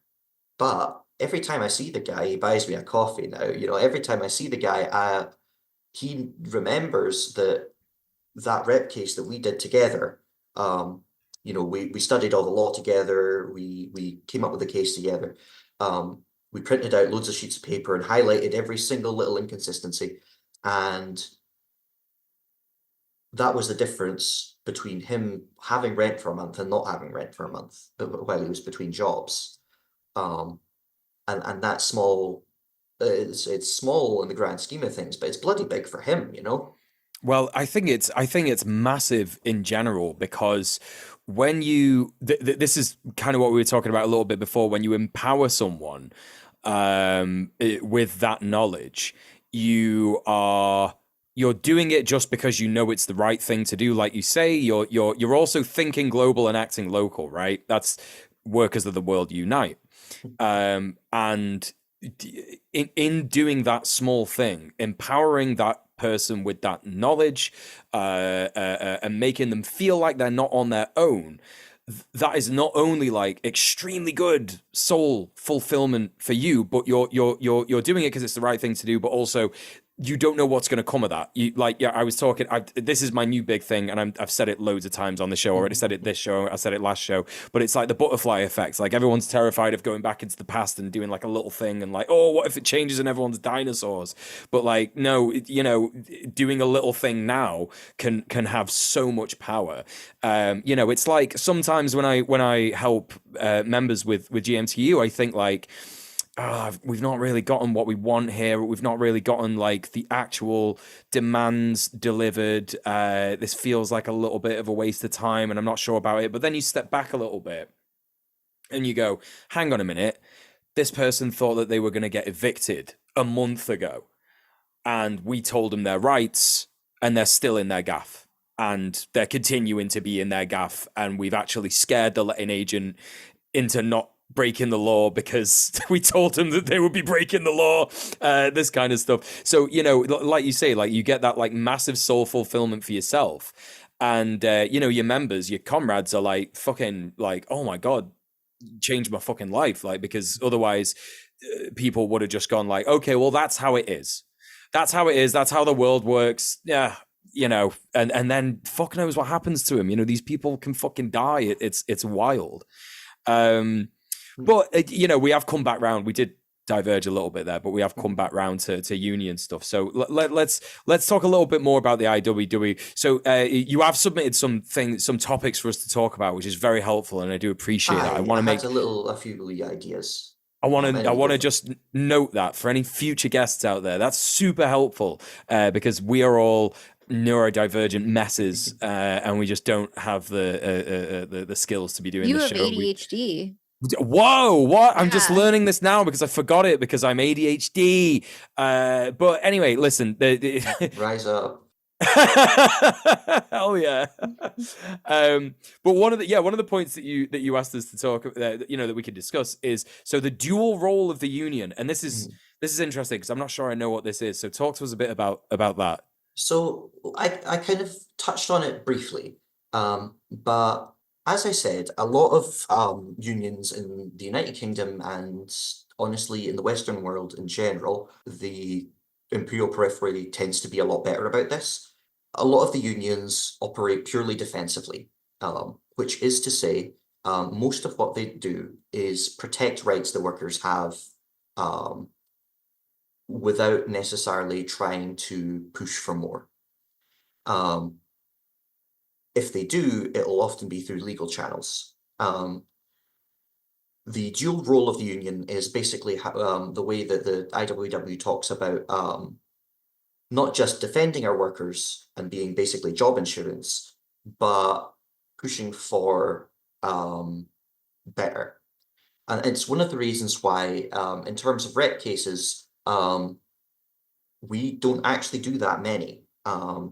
We do, we do some when our reps have the time, but we tend to prioritize rep cases where there is a chance of it turning into an organizing campaign. At the end of the day, like, repping is expensive and it's time consuming. So a lot of what we do is focus on trying to collectivize issues whenever we can. If there's a rep case, we'll say, right, how can you turn this into an organizing campaign?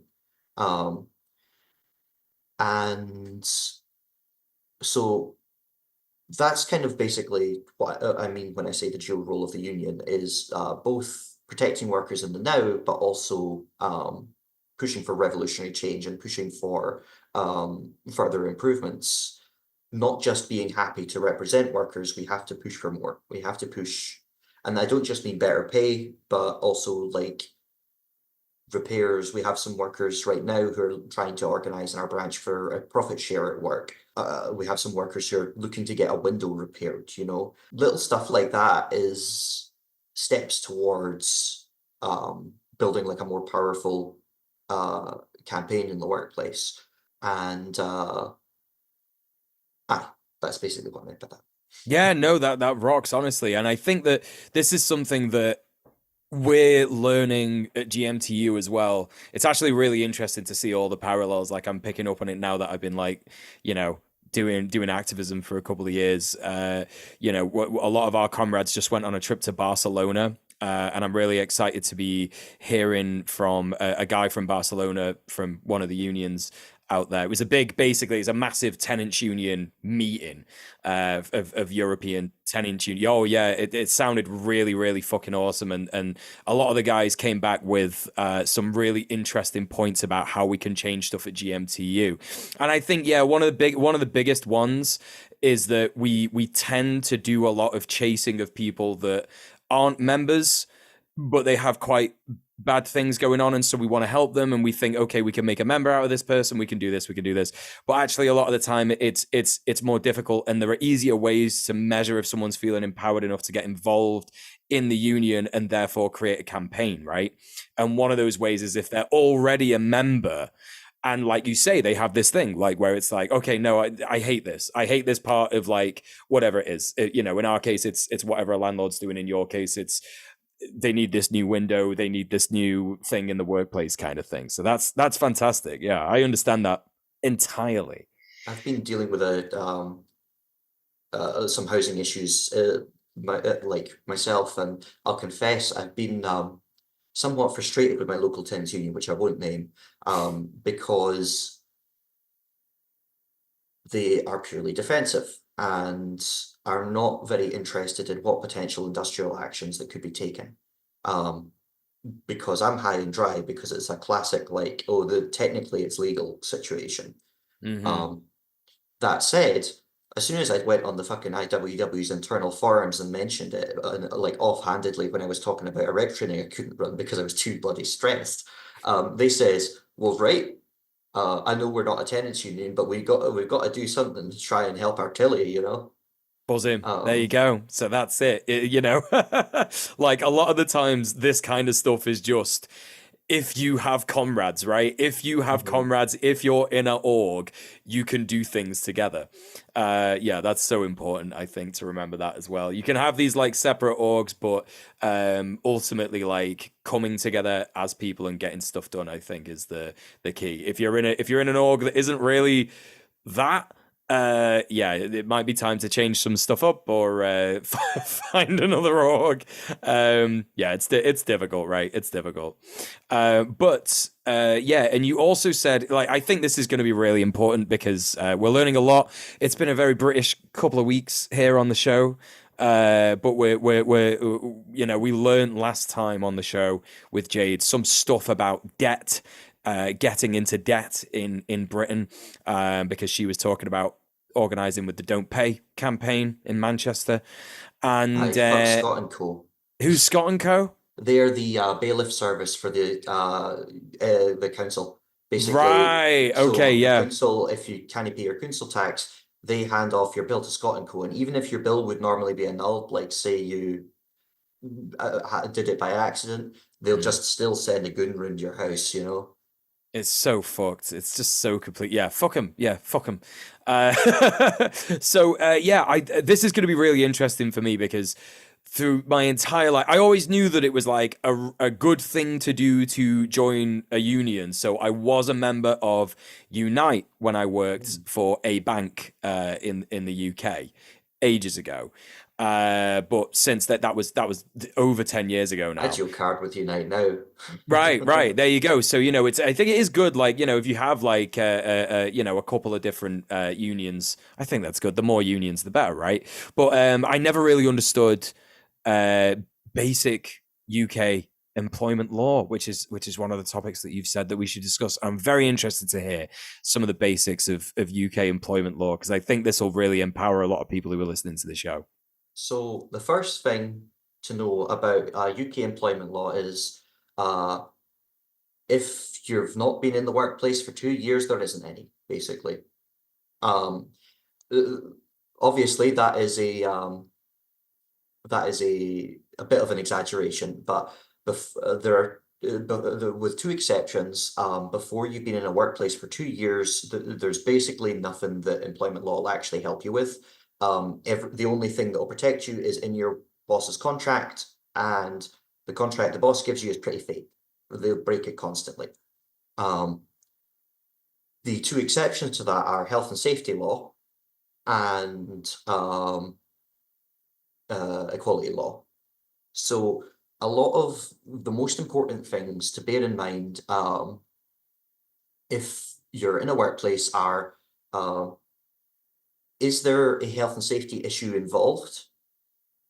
And is there an equality issue involved?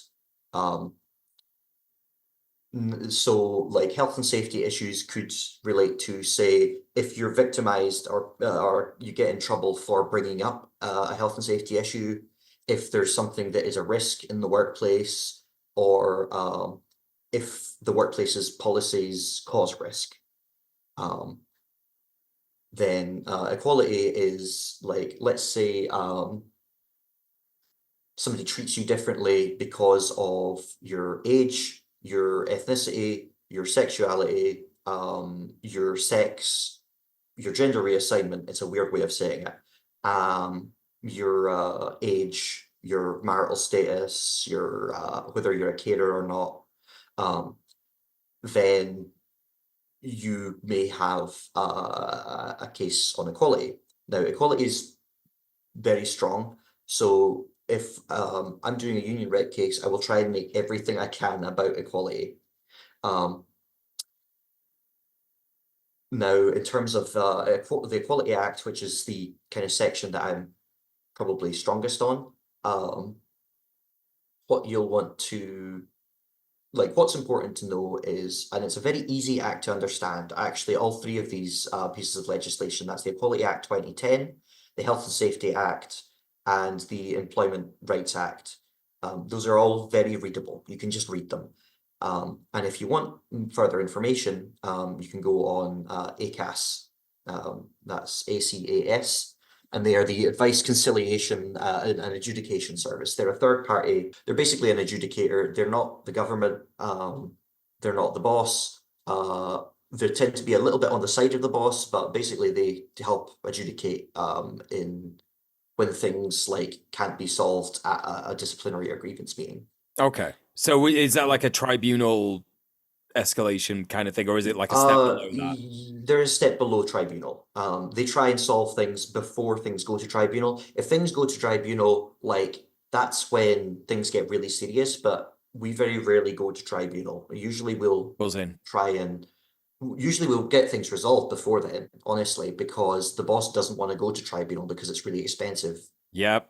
Yeah, that's a really important thing to remember, everyone, by the way, if you're organizing with a union in any regard, like even if it's a tenants union, your landlord doesn't want to go to court, your boss doesn't want to go to court, it costs thousands and thousands and thousands of pounds.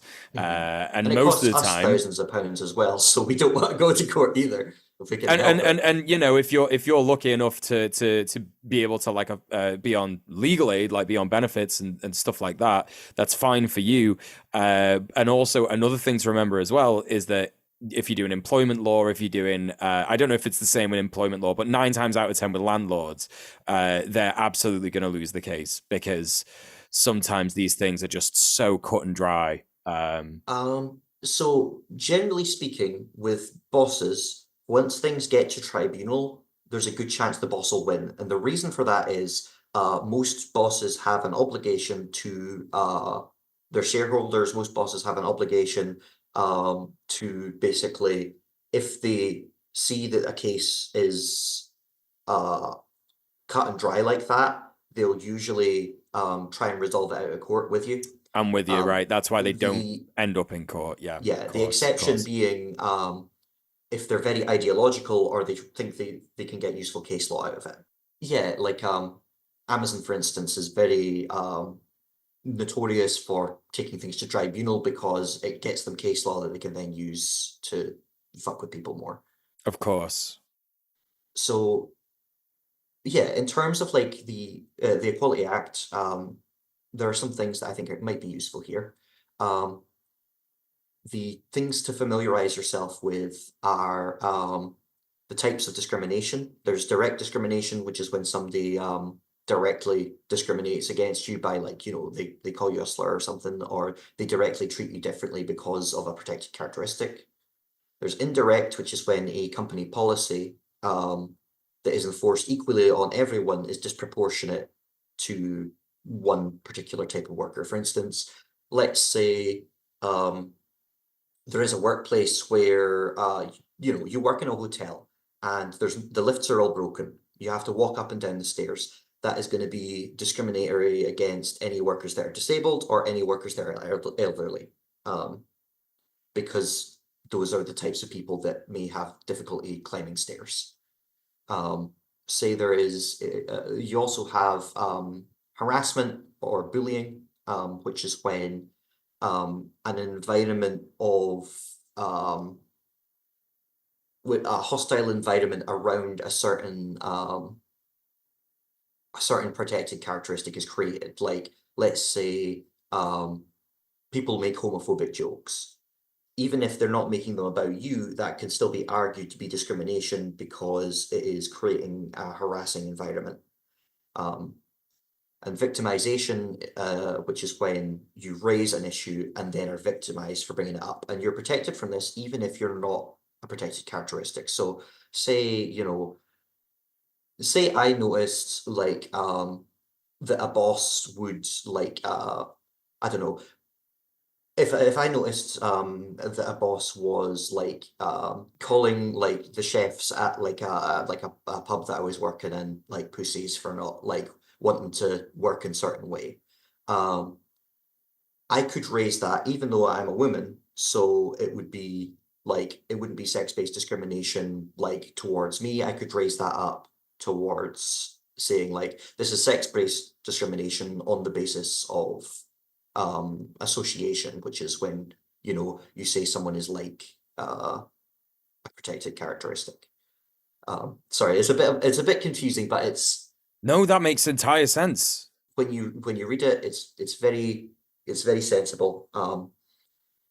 And I recommend having a think because you will almost certainly in your workplace have experienced or seen some kind of discrimination like that. Or Absolutely. some kind of health and safety violation. For health and safety violations, I highly recommend just taking a photo every single time you see one, because it might be useful later. Buzzing. And what are the most like? I would probably say that I can have a guess at what the most common health and safety violation stuff is in the UK. Trips, wet floors, that kind of stuff. Lifting, heavy lifting as well. So I'm a bartender, and there's a thing in the bar industry where after you get in your 40s, your back gives out just because everyone has to carry those bloody kegs. Now, here's the annoying thing, right? I was actually talking with some brewery workers, and they were like, "Oh, we thought that the reason why we did these big kegs is because the bartenders like them because it means they have to change them less." We says, "No," and I says, "We thought that the reason we're using these big kegs is because it's easier for you because you need to use less kegs." They says, "No." And it really is just a situation where both of us are absolutely killing our bodies because some boss wants to use a little bit less metal. Yeah, yeah. My granddad was literally disabled because in breweries back in the day, and I think this is before health and safety legislation. This happened. He used to work in a brewery, and they would send barrels down a chute. And one of the barrels got stuck on the chute, so he jumped on to try and move it to stop the other one from coming down, but it was already on the way down, and he ended up getting like crushed up against the wall. Yeah, yeah, yeah, and it disabled him for life. That stuff does still happen. I mean, especially in pubs. A lot of pubs, especially in like the old town, um, because it'll be old cellars, it's very steep the chute that goes down um, because they've not been put up. So it's a lot of bartenders and that you do have to be very, very careful when you're actually getting the kegs down. Well, that's actually even more funny because I also remember when I was a kid, I used to knock around in the pub where my granddad and my grandma worked. And in the cellar there, they didn't even have a chute. They just dropped it down onto a sandbag. And you can imagine what that'd be fucking like if you just were in the wrong place at the wrong time. You know what I mean? Oh God. Wow. Yeah. So that's a big one. If you work in a pub. Another piece now, obviously a lot of these are very like based on my own experiences working in the service industry. One thing that is very useful, I'm working on a zine right now that I'd quite like to put out soon.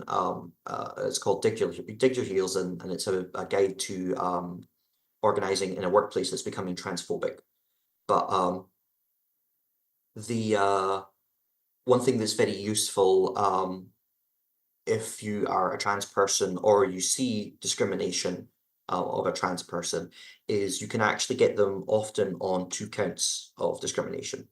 Because the way that sex is defined in the Equality Act is specifically it's the characteristic of being a man or a woman. It doesn't that's all it says. Unfortunately, non-binary people aren't included in it.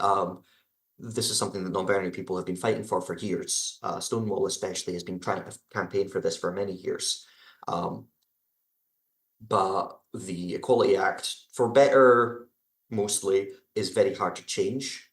But anyway, basically, that's all it says. It doesn't define it any more than that. Gender reassignment, which is the process, which is like, how they say transgenderism. It's weird. It's like a weird phrase. The reason is like it was Stonewall that actually got it put in, but this was back when they were a bit turfy. They're a lot nicer now. I mean, obviously they're still liberals, but they're a lot nicer now than they used to be. They used to be a lot more turfy. And so that was the language that they used when it was put into law. But gender reassignment is basically almost like a modifier. Basically, all you need to do, and all these categories are self-identified pretty much. If you self-identify as disabled, you're disabled under the Equality Act. Uh, but anyway, if you gender reassignment is basically anytime you undertake like a operation to change your gender, and that can be anything from saying I'm trans to like taking HRT. You're now defined under the Equality Act as whatever gender you're transitioning into, as long as it's one of the two that they actually accept. What that means is if somebody says, you know, to me, for instance, if I'm in the workplace and a boss says, you're not a real woman, that is two counts, because what they're saying is discrimination on the basis of gender reassignment, because they're saying I haven't reassigned my gender, and it's discrimination on the basis of sex, because they are implying that I'm not a real woman, which would still be a violation, it would still be discrimination, even if they did it to a cis woman. Gotcha. Similarly, it works for men as well. You can absolutely make an Equality Act case that if somebody's emasculating you like that, then, you know, that is, so I call this the 1-2 punch. So what you're saying is that men do actually have rights. Yes. Well, so this is an interesting part of the Equality Act, is the Equality Act actually works both ways. It is just as much of a, you know, it's just as much of discrimination if you discriminate against someone for being, you know, a child, as if you discriminate against someone for being an old man. Similarly, it's just as much discrimination if you treat someone different for being a man than for a woman. A lot of the time, I've seen bosses do this in a really shitty way, where like, say there is a group of black workers organizing in a workplace because they're not being treated right. The boss will sometimes claim that they are creating an environment of harassment that is anti-white. Similarly, you know, the boss might claim that a group of gay workers who are organizing to have more representation in management, as flawed an idea as that is, they might say, oh, you're being anti-straight, you're being heterophobic. And that is one of the limitations of the act, is it assumes, as much as it like acts to prevent discrimination, it assumes a world of equality.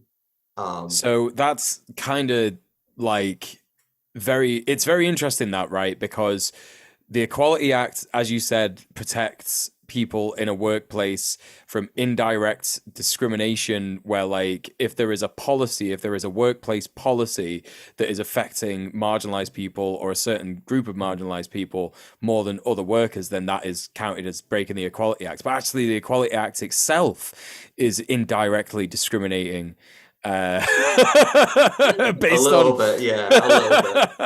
That's quite yeah, funny, actually. I hadn't thought of that. But cool. yeah, the big example we use for indirect discrimination is in our trainings is like if a workplace bans hats, because that's indirect discrimination against folk who wear like hijab. Perfect. That's a great way to understand it. Yeah. Yeah. So on next on your list of topics that you've got is this is really good. It's a nice structured episode. I'm very much a fan of this.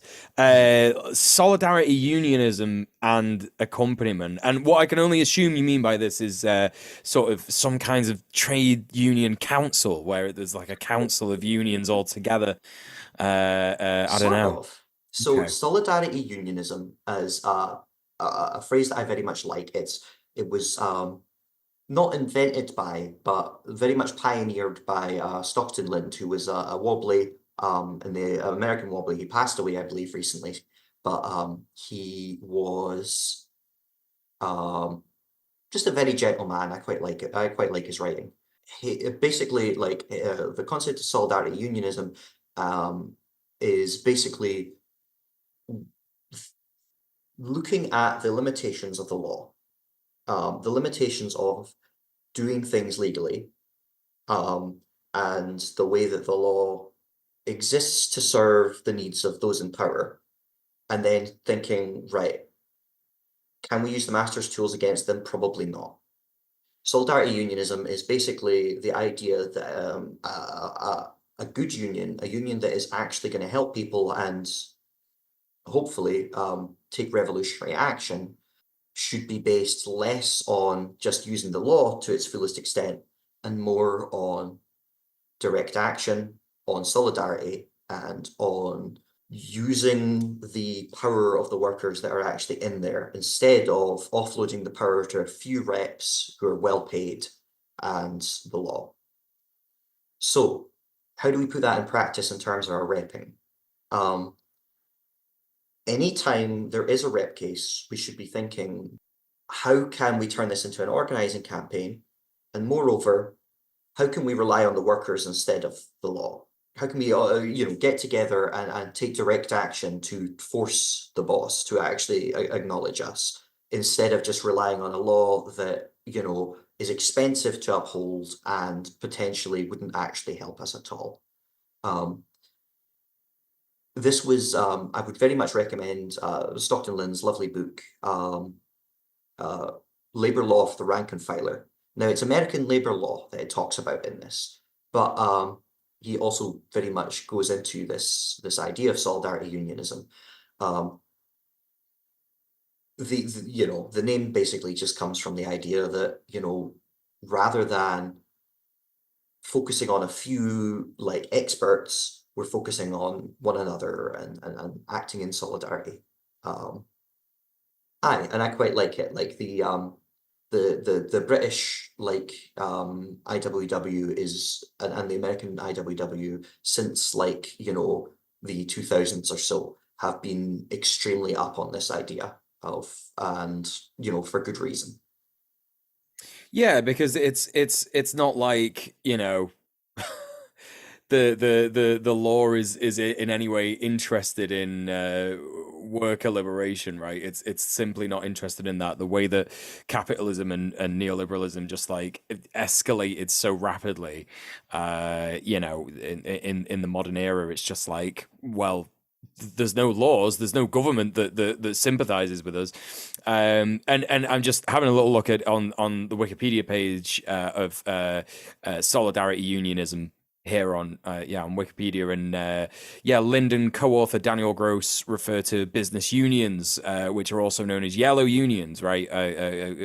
Government recognized unions. So if you're in a union that for example isn't really interested in the revolutionary aspects of worker liberation or seizing the means of production, then technically that would be a yellow union because if they're providing a service, cool, that's good. They're doing this, defensive role, as you put it earlier, Tilly. But then beyond that, if there's no campaigning, if there's no actual as it says, solidarity unionism, then what is it for? It's worthless, right? The rights will gradually backslide, straight up. They will gradually backslide because if you're only defending and never pushing, sometimes you'll lose those defenses. And over the big long numbers game, eventually rights get gradually eroded. Now, one thing that I think is, important to note is part of solidarity unionism means, industrial solidarity. That means taking actions to support other workers in different workplaces with the understanding that if they win, you win too. This is illegal in the UK. You can't go on strike if because another group goes on strike, and the reason that it is illegal is because it bloody works. Yep. Similarly, it also So basically, in the United Kingdom, there are a lot of rules that were introduced in the Trade Union Act on union recognition. Now, union recognition is basically when you either petition to the government or petition to the boss to voluntarily say this union is legitimate. And it basically lets you negotiate on contracts. It gives you a bunch of like protections, but it also limits what you can do because there are lots of rules of what kind of actions that a recognized union is allowed to do. There are lots of like limits on how they can do things, what they have to tell the government, what they have to tell the boss. And at the end of the day, all of the things that they get out of it, they can also get by direct action if they just force the boss to submit by threatening their power. We tend to advocate for workers to make the choice because at the end of the day, it should come down to them. I am firmly in favor of wildcat unionism, which is not seeking recognition, but it is worth noting that like that forces you to constantly be on the attack because otherwise, if the union stops constantly pushing for new rights, it's a lot easier when you don't have the government backing you up for the boss to erode your rights. Of course. Yeah. As for accompaniment, or actually, if you want to say something, that's fine. Well, I was just thinking on your point about wildcat unions is I think that's so important, right? Because this is I don't know if it's the Vampire's Castle that I'm thinking of. I'm thinking of Mark Fisher. Maybe it's capitalist realism.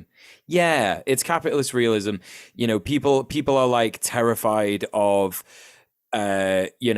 anything that is outside of the system because they're like, no, the only thing that can exist is capitalism, actually.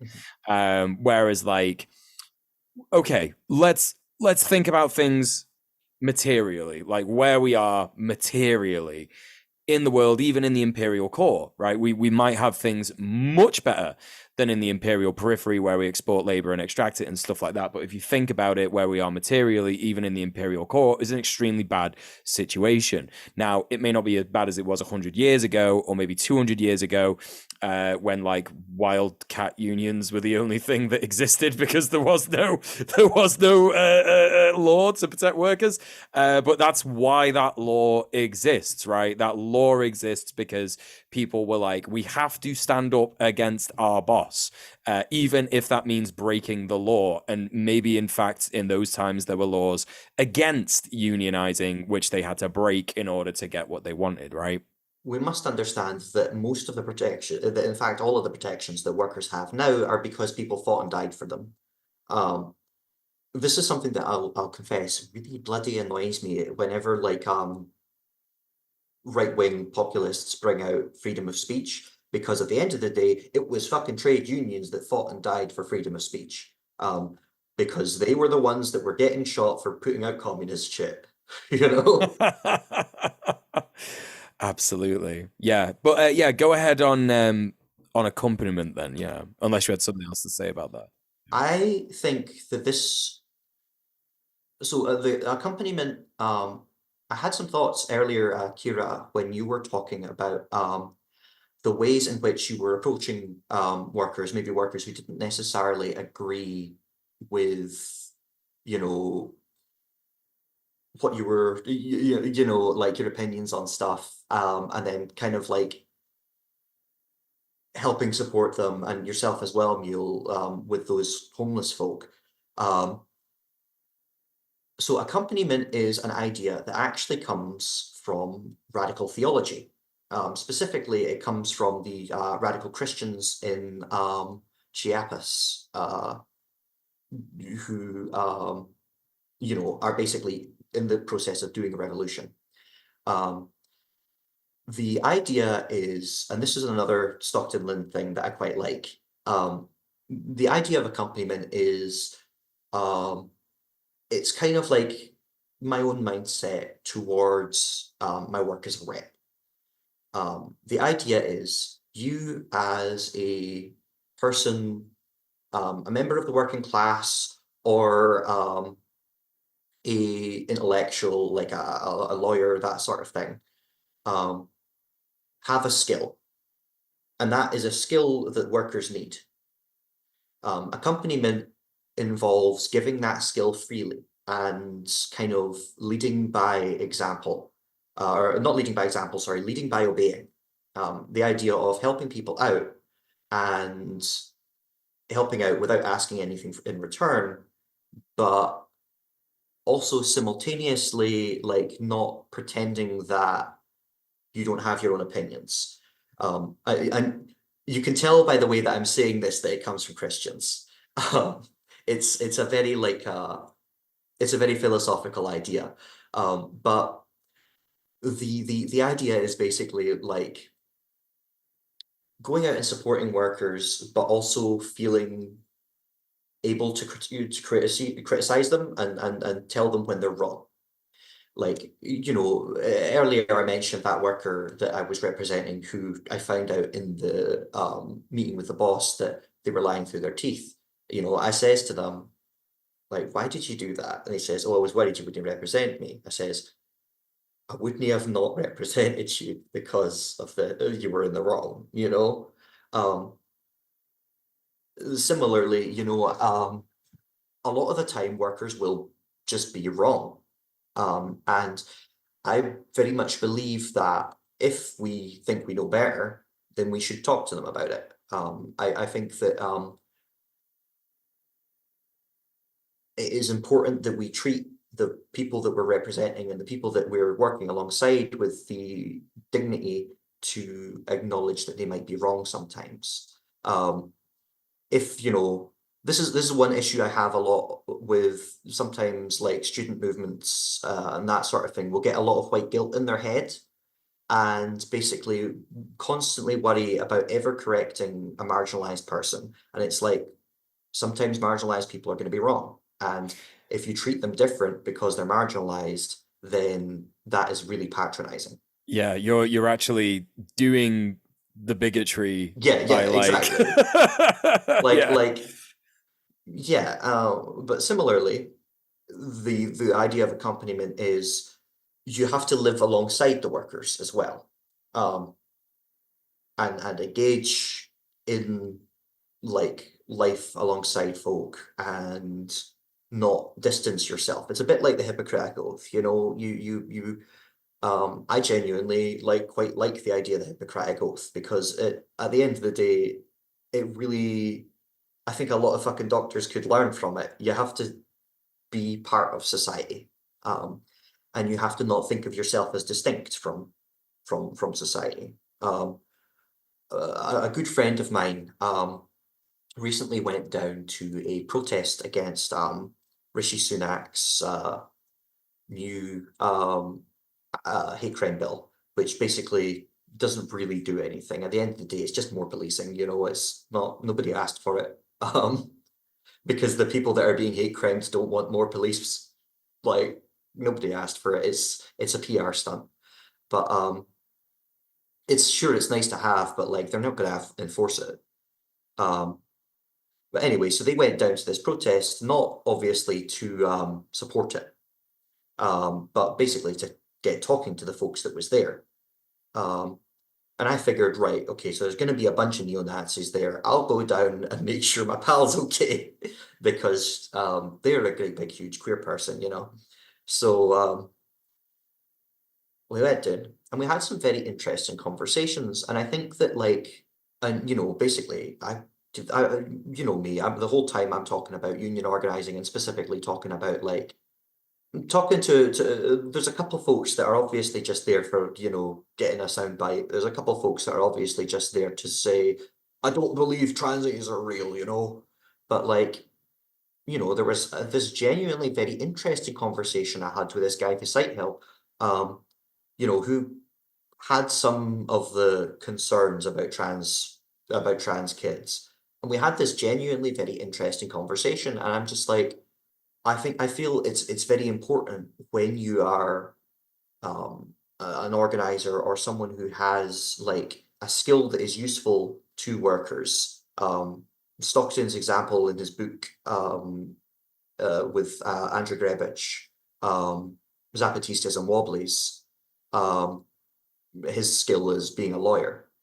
But I think it's important to kind of talk about talk to folk and meet them where they are and um treat them with dignity even if they're wrong.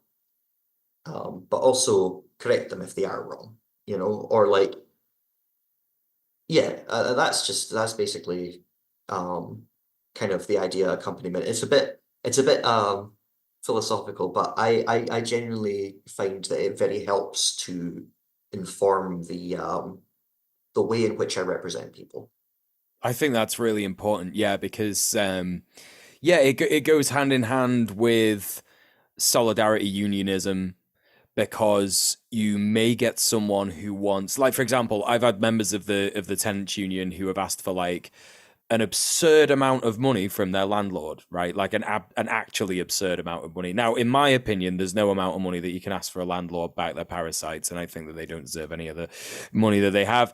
But at the end of the day, sometimes these figures are unrealistic. But we have to do accompaniment, because it's like, okay, in reality, you are our member, we're a big union, and we have the ability to come with you and advocate for you and demand this stuff.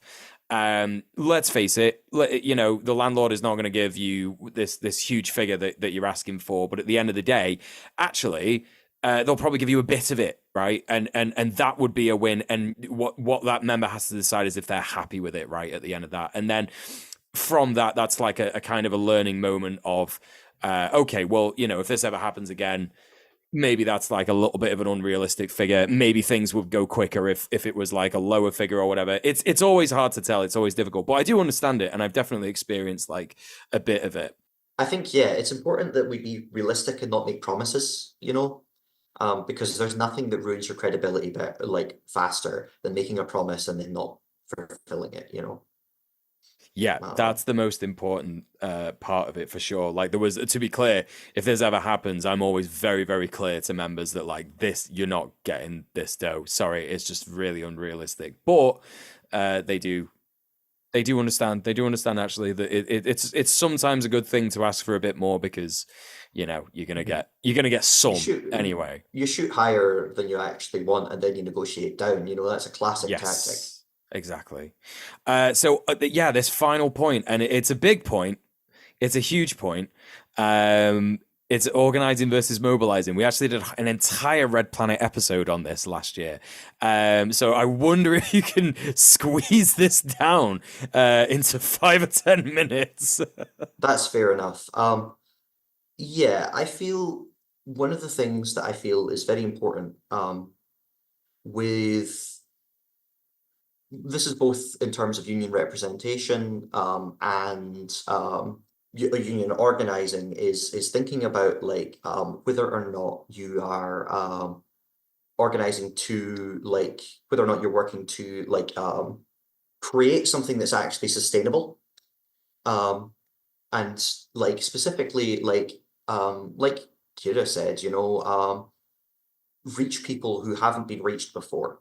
There is a tendency in a lot of activist movements that I've seen throughout the UK to get a couple of hyper committed people and lots of less committed people that burn themselves to the absolute bone and stop organizing. This is something that I've seen quite often in, unfortunately, a lot of the Palestine solidarity movement, where folks will get super, super engaged and just constantly be doing it nonstop, nonstop, nonstop until eventually they burn out um, and don't have the energy to do it anymore.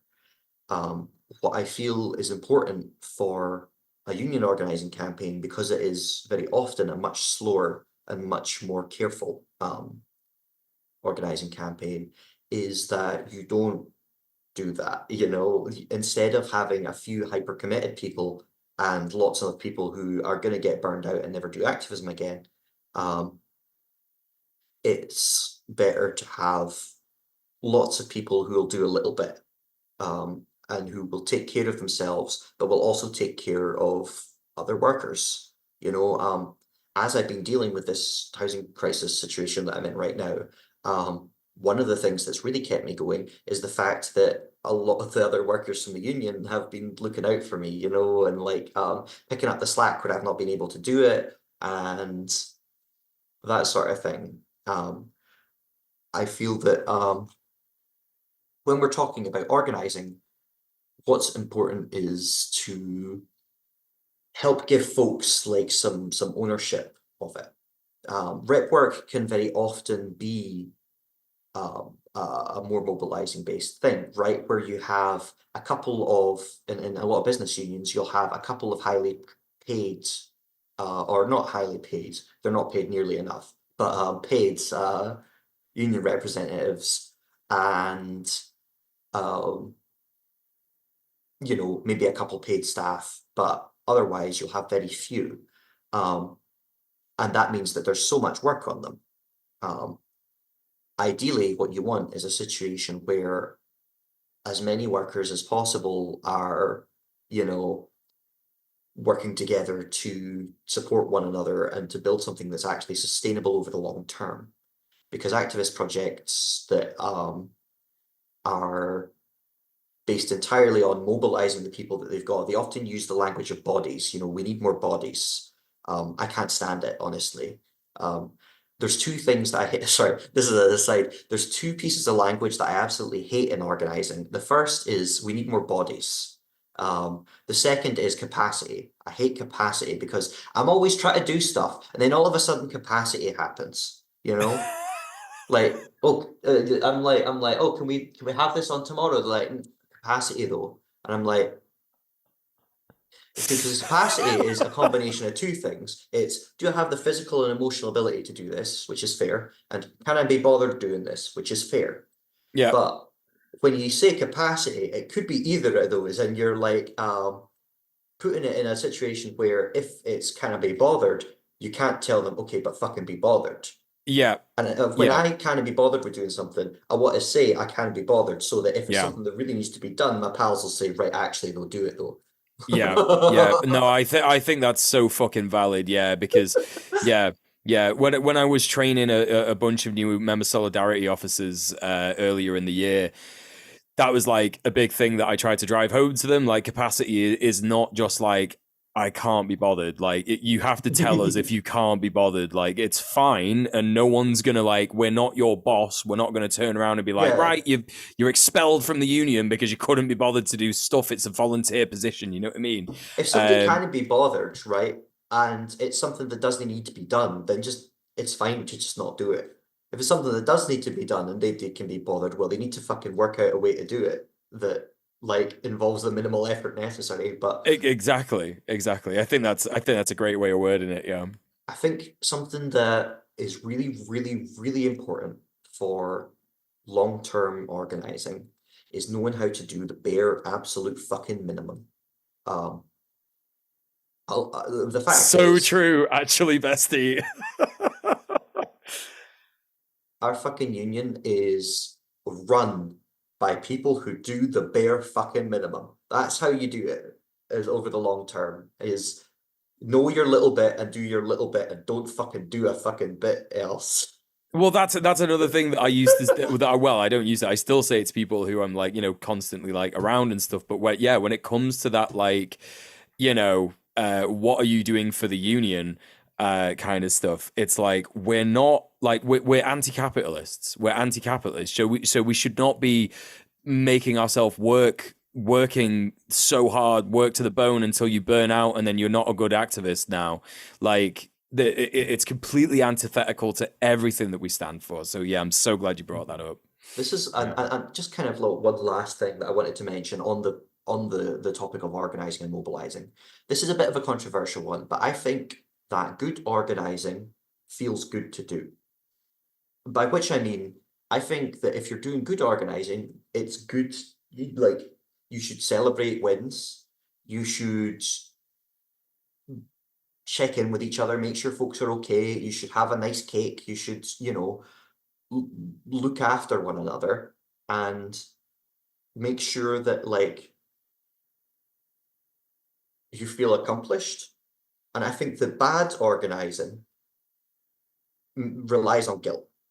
I think that saying, why aren't you doing enough? Or you should be doing enough, or how can you value, your time over people's lives or what have you, or being trans is a distraction from the class war or what have you, like that shit. I think that guilt shit actively makes organizing campaigns worse because it puts pressure on people and makes them feel like they have to do shit constantly, all the time, all the time. And then they don't do shit constantly and they feel bad about it. And eventually, the fact is, if something's making your brain feel bad, your wee brain's going to be like, I don't want to do this anymore. You know, this is why like work destroys you so much, is because constantly, like all the shit that they do at work is negative reinforcement. And negative reinforcement isn't good for you. That just puts you in learned helplessness. It makes you feel like a wee fucking rat on an electric fucking flare, you know? Yeah. Yeah. And that's exactly it. Like I'll never forget like the first time that I felt like I didn't want to be part of organizing. Like I'd just gotten into doing activism with the union, and I mildly criticized someone's motion, and their response was so like attacking like of my position that I was so ready to step away. I was just like, I've just been elected to the committee, I'm fucking out. You know what I mean? Like I was this close, and it is so easy to do, and that's why it's like a lot of the times. I also had this conversation because when you're doing activism stuff, there's always the issue of like Fed jacketing, right? Mm-hmm. I think this is something that like I think we've spoken about it on the stream before. I've It's not heard like you that want phrase before. well, it just means that you want to call everyone a cop, right? And right, yeah. So you know exactly what I'm talking about. And I was thinking about this last night, and I was thinking like, okay, let's say we're getting a little bit carried away and calling everyone a cop. Is it really that harmful if they're exhibiting behaviors that would destroy a union? So if someone is being like individualist, demanding stuff of people all the time, stressing everybody out, making people not want to organize, you're doing the cop's job. For them, yeah. Yeah, so like fuck it. I think that like I had something really that I wanted to say, but my bloody brain's lost it. About Fed No, jacketing, before that. about wanting to step away from stuff. Yes. I think I will say, right, I think when you feel helpless, right, and I'll be real, I think this is why fucking queer people on the internet are so mean to each other. When somebody feels helpless, um, and especially when you're online, because you're looking through this wee screen and you see the whole world and it seems so big, um, it feels like you can't change anything. It feels like you can't do anything. But what you can do is you can really hurt somebody. So I think that when you feel hopeless, you seek out enemies, where maybe there aren't actually enemies a lot of the time. And that's another reason that I'll be real. I think that's why a lot of the leftists infight so much, is because either they're constantly feeling guilty or they're constantly feeling hopeless, and they're looking for enemies where they can find them.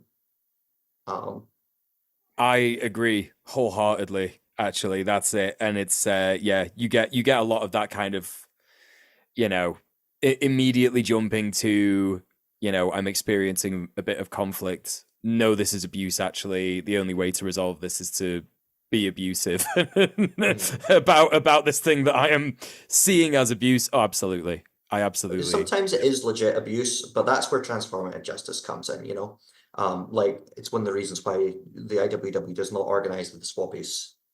Right, okay. Yeah, fuck them. The swappies, by the way, in case you don't know, SWP, I've mentioned them before, Socialist Workers Party. Yeah, horrible stuff. Google Conrad Delta and you'll find out all about that. Anyway, we have come to the audience questions segment, and I'm thankful to say we've got a bunch of audience questions for you, Matilda. Kira, would you like to start the audience questions segment? Sure. And I'd like to reiterate that the reason we have so many questions is because bullying works. Yet again, another week at Red Planet just to reaffirm that bullying works. You know, bullying is actually prohibited conduct under the Equality Act, so this is clearly in violation. I'm afraid this doesn't look very good for you, Oh Kira. shit, we're gonna have to do something. We're gonna have to pay compensation to the chatters. Yeah, so that's I'm just gonna say, like, this would look really bad in a tribunal. Yeah, we should reconsider that. Look, it's happening right now. I love doing that. I love doing that. It's happening. I was helping somebody that had been in a basically the boss had been discriminating against them for being disabled.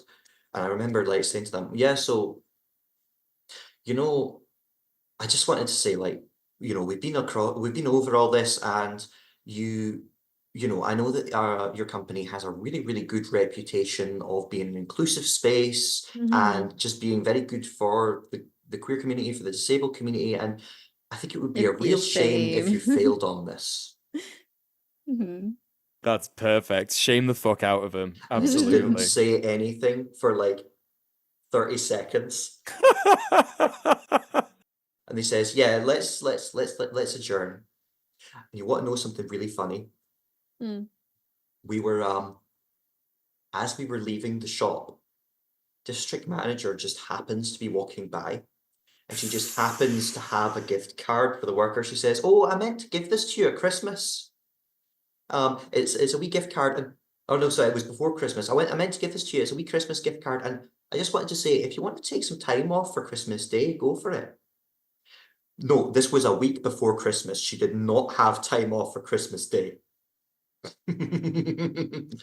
Oh, and we're walking back. He's like, was that a bribe? I says, yes, that was a bribe. And these bosses always try to sell it like this was their genius idea and not actually something that, you know, they're effectively coerced into. Coercion in this case being, I'm saying it as a positive. Like, I think we should coerce bosses. Oh, actually. yeah, listen, it's the only way to make them do anything is to threaten them. But well, yeah. Exactly. Whether that is, you know, the IWW would by any means necessary union, whether that is, you know, financial pressure, whether that's emotional pressure. I'm not going to say anything, but I will say, if you look up the history of the IWW, especially in terms of railroads and explosives, you know, like any means necessary. All right. Well, let me ask you the first question submitted by one of our audience members. B-Rat asks, any specific advice on getting through to very individualist / capitalist minded IT workers? A lot of them seem to be firmly anti-union to begin with, often thinking the union will hold back their professional development over time. Yes. So what I would say is the IT and technology industry as it exists was basically invented to union bust.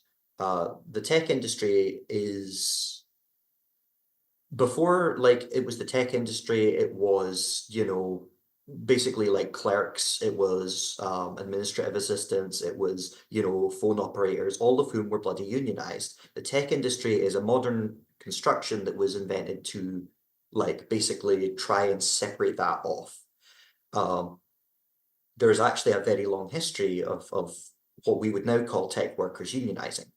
Now, a lot of the reason why folks like that will have those kinds of mindsets is that it is absolutely bloody drilled in when you're in that industry. I know a good number of tech workers, because it is a group of workers that is very quickly like making progress in organizing right now.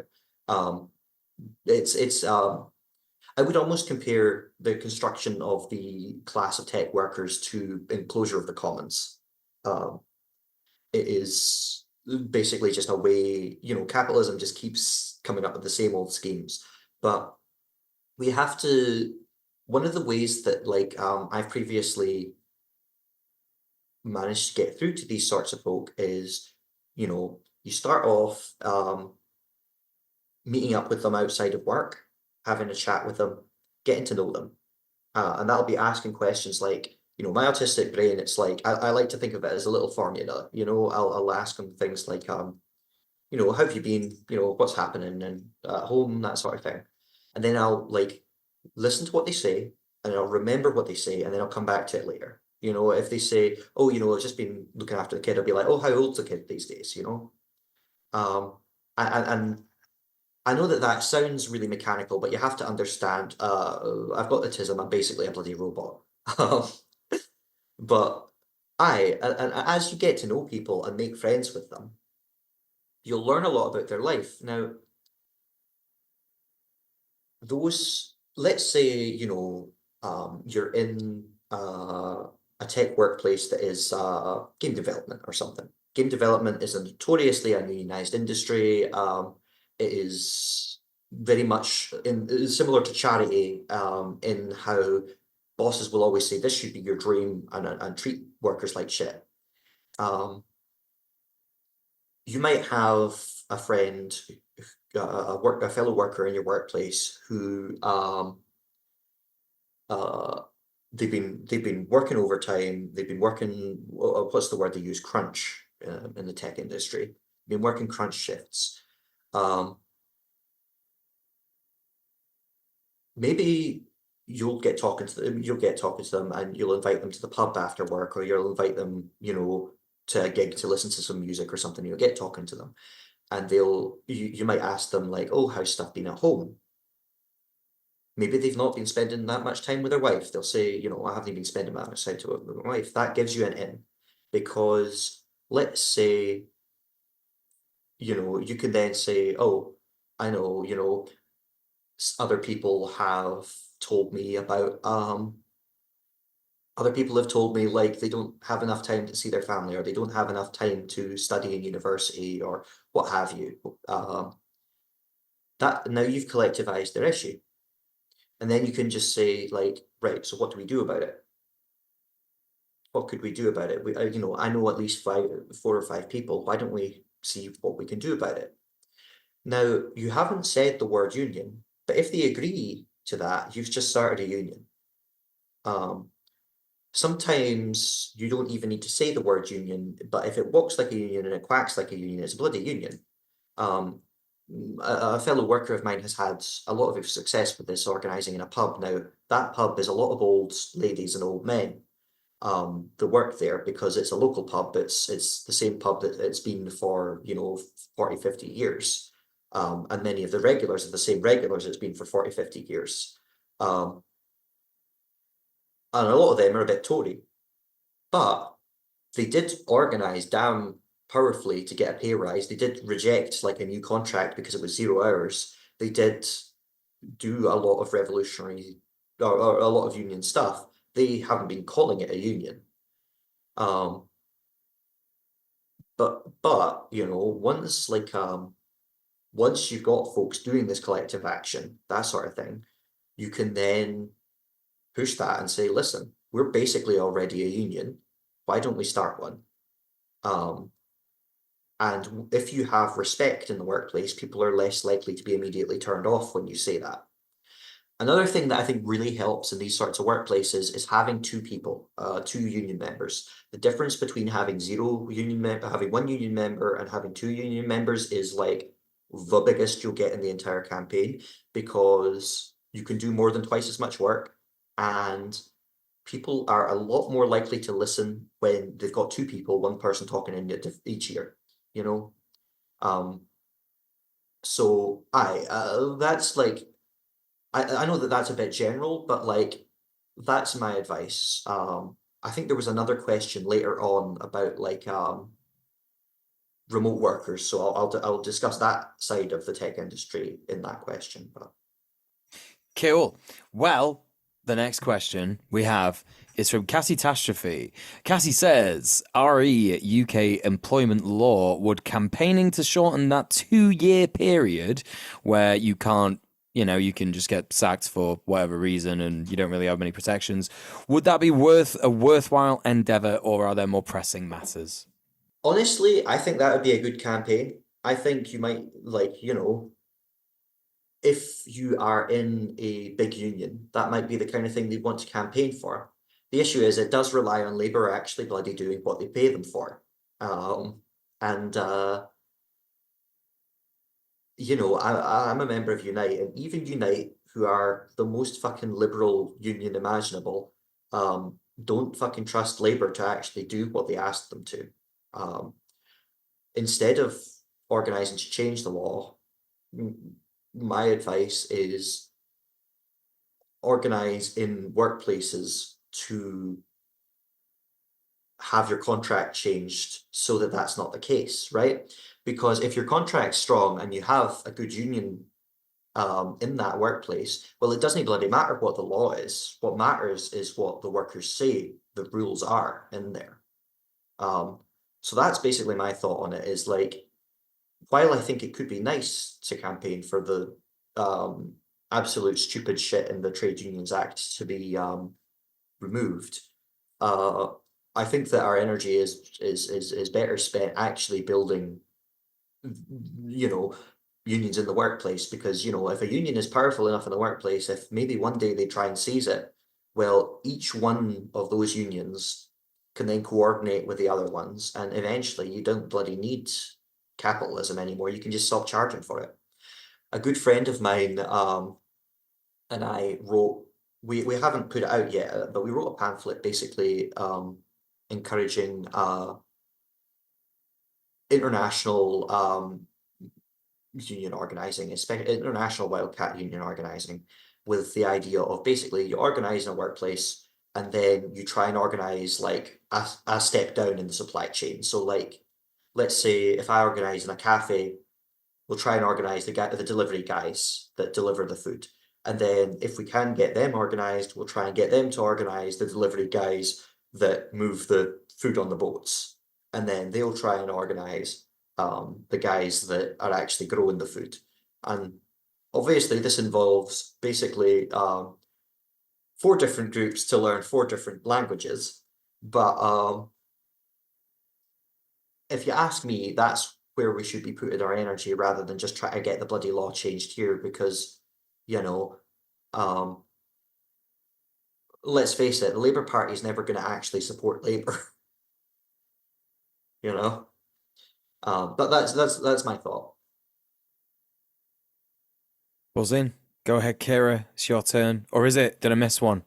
Was the answer to the one I asked very, very short? That was the answer to the one you asked, yeah. Thank you. Yes, I appreciate that. This one's from Spectra. All right. Alice is one. Yeah. Okay. So Spectra asks, do you have any advice for unionization in self-employed/gig worker type roles? I'd love to try to get a wrestlers union going, but it's very individualistically competitive. Oh, fuck. A wrestlers union would be so good. Yep. All truth, I'm a huge fan of professional wrestling, so fuck yes. We have a scene over here. I haven't actually been to any live shows yet. I need to bloody go. But there's brilliant fucking wrestling going on in the UK these days, especially on the amateur circuit. But I no. So a good friend of mine in the Glasgow branch and I ran a training during the pandemic on union organizing creative freelancers. Specifically, we were talking about artists, we were talking about streamers, we were talking about folks that do furry porn commissions, that sort of thing. Because that is a group of workers that bloody well need a union. And Spectrum are brilliant. Anyway, so my thought would be, I would look into historically how the guilds worked in the UK. So back in the day, what you used to often have is the boss would come down to the docks and basically pick like 10 of the fittest looking men who were there to load to load shit onto the boats. Now, if that sounds familiar, you'll understand, oh, they're just doing this again, but like hiding it behind an app and calling it Just Eat or whatever. Capitalists have no bloody new ideas. They're just doing the same exact thing that they've been doing since like the 1920s. That is, I expect that we're going to have to go back to what workers used to do back then, which was basically they would all get together, do a bit of rabble rousing, and decide, right, these are the minimum pay that we'll accept. We'll all get together and we'll take action. Now, self-employed workers don't have a lot of options for what they can do legally, because a lot of a union rep's work is, I'll be real, fighting against what's called bogus self-employment, which is when bosses say you're self-employed, but actually you're not self-employed. Our couriers network did a big thing of this back before the pandemic, but unfortunately it kind of fell apart during COVID. But essentially what one benefit of solidarity unionism is that you can organize without there being a boss, or without there being like the same structures that you would need to win union recognition, as long as you're prepared to do direct action. Now, there are a lot of different types of direct action. One type of direct action, which I think might honestly be quite useful for organizers who are working as professional entertainers, such as wrestlers, is something similar to the good work strikes that were done by workers in Okuyasu, Japan. Oh, sorry, was it Okayama? Basically what they did was they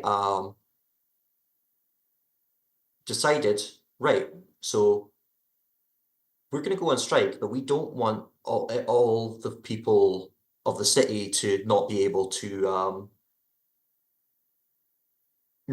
get to work. So what we're going to do is we're going to just drive the buses as normal without actually charging any money for it. And every time somebody comes on the bus, we'll give them a little leaflet that explains why we're not charging them today. This was extremely successful. It's actually illegal in the UK because it's really successful. But I would imagine something like that might work quite well, where basically run a couple gigs, do it completely by Koha, and then that's a lovely wee one that I remember Mule you talked about last year. I quite like Koha, but I or sorry, no, it wasn't you. Anyway, aye, so yes, you could like just run some bloody gigs and hand out a leaflet like, oh yeah, this gig is a strike, you know. Similarly, you could do some direct action and actively sabotage bosses who are being cunts. Or, do a publicity campaign, or I bet you guys, could do some extremely showy bloody shit. Like you guys are fucking right entertainers. I would think basically what I'm saying is I would think about what kinds of direct action you guys can do. And especially in like uh individualized workplaces, it is pretty much a necessity to create networks. If, for instance, like couriers, all the Just Eat workers, all the delivery workers, they build a great big group chat, usually over like WhatsApp or Facebook or this sort of thing, where they'll basically talk about, right, if you're going to this area, watch out, there's a big traffic accident. Or if you're going to this area, watch out, there's a bunch of fucking numpties. Or if you're going to this area, like, this boss doesn't pay you properly. And they have to do that because it's the only bloody way you can survive. Now, if you can get onto those, then that is a very good way to start organizing. And what I would do is, rather than just starting posting, what I would do is try and reach out to people one by one, and then get those people reaching out to people one by one. Um, because talking to somebody one-on-one is pretty much always the best way to organize. Cool. I think that's a great answer.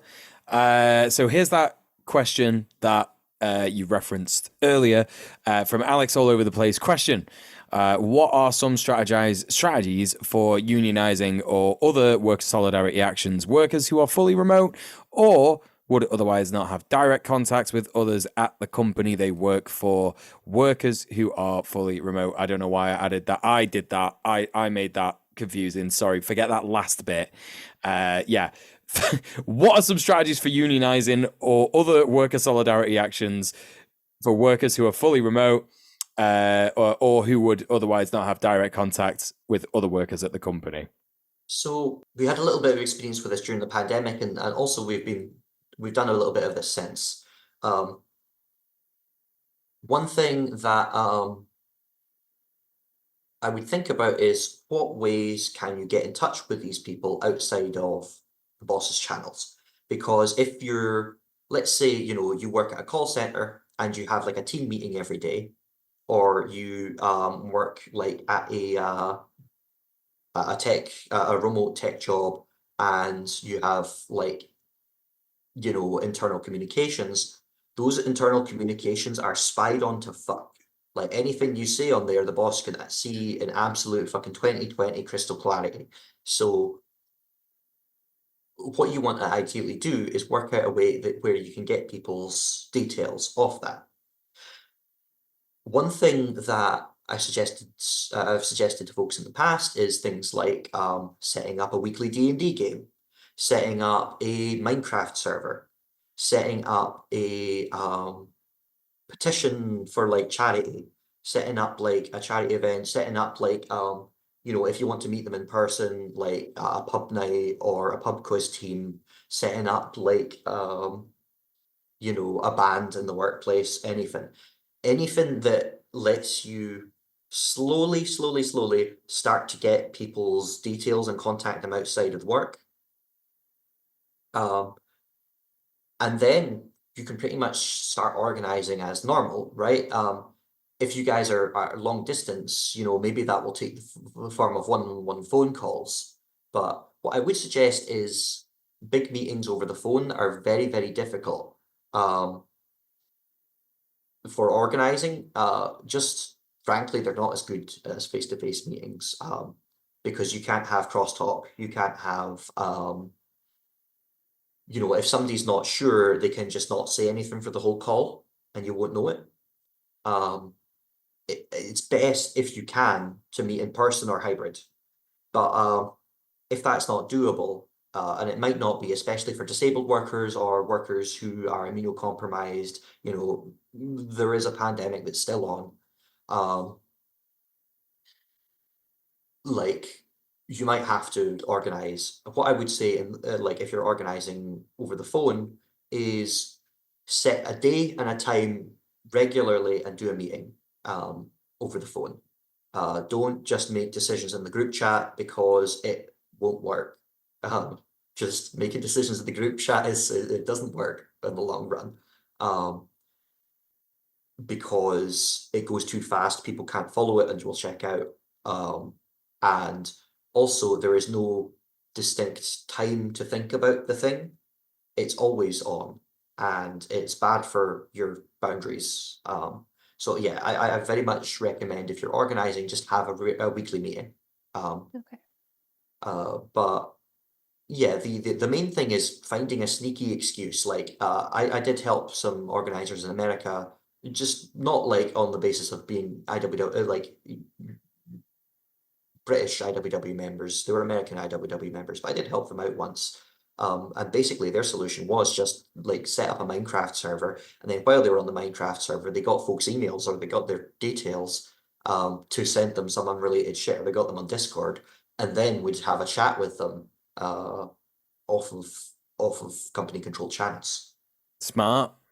That's really good. Well, unfortunately, you've been so good at answering questions that we don't have any more time left to ask you the rest of the Oh questions. no, I'm sorry. It's all right. Don't worry. If anything, we love a guest who is extremely thorough and good at answering questions. I think the quality of the answers outweighs the number of questions asked, in my opinion. So, with that in mind, thank you very much, Tilly, for coming and joining us today. Now, did you have any ideas for homework? What our lovely chatters could do in the meantime? A Uh, little thing to do. yes, yes. I mean, if you're not already in a union, join one. I have a particular preference for one you might want to join. Um, but that's up to you. Um, and what I would suggest is start an organizing campaign. Now that sounds daunting, but it's actually very easy. As all you need to do is start like maybe mapping out your workplace a little, like coming up with a list of people to talk to. That's an organizing campaign going. And if you can, and if you have a friend at work who you think might be receptive, just ask them, "Hey, do you want to join a union?" Um, and maybe they will. But yeah, if you're in Scotland, East Scotland, and you join up and ask to organise, there is a good chance I'll be helping you out. So do do shoot us a line because it is super useful to get yourself organized, and not only can we protect you, but we can help you fight for more, and you deserve a lot more than you have now. Hell yeah. That fucking rocks. Thank you so much. Is there anything else that you want to shout out before we say goodbye? Um, Not really. Just join a bloody union and free Palestine. Hell yeah. Thank you so much for joining us. You've been absolutely fantastic, and I'm absolutely certain that we'll probably get you back in the future to talk about some more stuff. Tilly, Certainly. take care in solidarity. Thanks, Tilly. So that was incredible. Another great guest, another great show. Kira, Another guest who wants to come back, who came another back. guest who wants to come back, came back. Actually came back. And we'll probably come back We didn't another time. Didn't scare her away. Or Yeah. at least maybe we scared her away this time. I don't think so. Whoa. I think she liked us. I hope so. I'm always hoping that people like Very bad us. engaging these things, but I Yeah. hope. Yeah. We'll see. We'll just have to see, won't we? We can speculate on this in the same way that we speculate on geopolitics. But yeah, so but listen, if I thought that this was a great show, if I thought that's a great show, I agree with Mule, that was a great show. Kira, what would I do to support a show like this? Well, what would first I of do? all, compliment us. It's free to compliment us. It's nice. You feel good doing it. We feel good receiving it. You can compliment us on Twitter. You can compliment us in our Discord server. But if you want to actually, be in our Discord, oh, you're doing a thing. Shit. No, your thing's more important. It's not. If you want to compliment us in our Discord server, actually, we have a Discord server. You can join it for as little as $2 a month if you become a Sprite. So if you go on our Patreon, it's patreon.com/red_planet. We have multiple tiers that you can support us on. And the very, very teeny tiniest tier is called Sprite Mode, $2 a month or £2 a month. You can get started with your support for Red Planet by becoming a Sprite. Benefits include sacred and forbidden knowledge that you are helping the Red Planet team, early access to VODs, and access to the Red Planet Discord, where you can issue wonderful compliments to us, and we would love it. But Mule, what if I wanted to support a little bit more? Get into the Discord, but get some other stuff. Well, what can I do? Well, you could send us a banana in the post, couldn't you? You could do that. But how do you find out where we are? Well, you don't do that. You don't send us anything. Never send us anything. If you send us anything, you'll be banned from the Discord server. You'll be banned from Red Planet forever. But what you could do is you could support us on the next tier, which is Goblin Mode. It's £8.50 a month, which is $10 a month, right? Yes. Okay. Everyone loves a goblin. We all get a little goblin mode from time to time. Don't I know it? Complete your gobology by going goblin mode with everything from sprite mode, a pack of cool Red Planet stickers to stick in legal places and only places like that. Access to exclusive Red Planet Discord hangouts. So the sprite mode gets you in the Discord. That's like your ticket into the clubhouse. But within the clubhouse, there's another clubhouse. And to get your ticket into that clubhouse, you need to be a goblin. And that's just the end of it. That's the end of the discussion. But what next? What's next for people who want to give us more money? That's the end of the discussion. And what's next? Well, it's the end of the discussion about the clubhouses you can get into and that specific clubhouse. But there's more, isn't there? No, the whole thing is a clubhouse, and there's different levels there's different levels in the hierarchy of our clubhouse. There's not. The next two things just give you stuff it's like in a the country post. club where some people are like the higher up in the country club. You think you walk into a country club and it's like a little mini communism? No. Just like that, this is how we run our operation. So if you would like to support us even more in our communist country club, which we are running with tiers, Beast mode. It's for $20 a month, or how much? £17. £17 a month. Holy shit. This is the most confusing pitch we've ever done. Holy shit. Are you actually going to go beast mode? Well, then we can offer you all the stuff from the lower tiers and pin badges. Yep. Pin badges. Wear your excellent new Red Planet pin badge literally everywhere. It is completely cool and good to do. The mule. Yeah. Mule, come here. What do you want? Come here. Can you just get a little closer? Can you All get a right, little what do you closer? want? What do you Can you want? get a little closer? Hey, What have you got to tell me? I'm kind of a sick fuck. Oh, Yeah.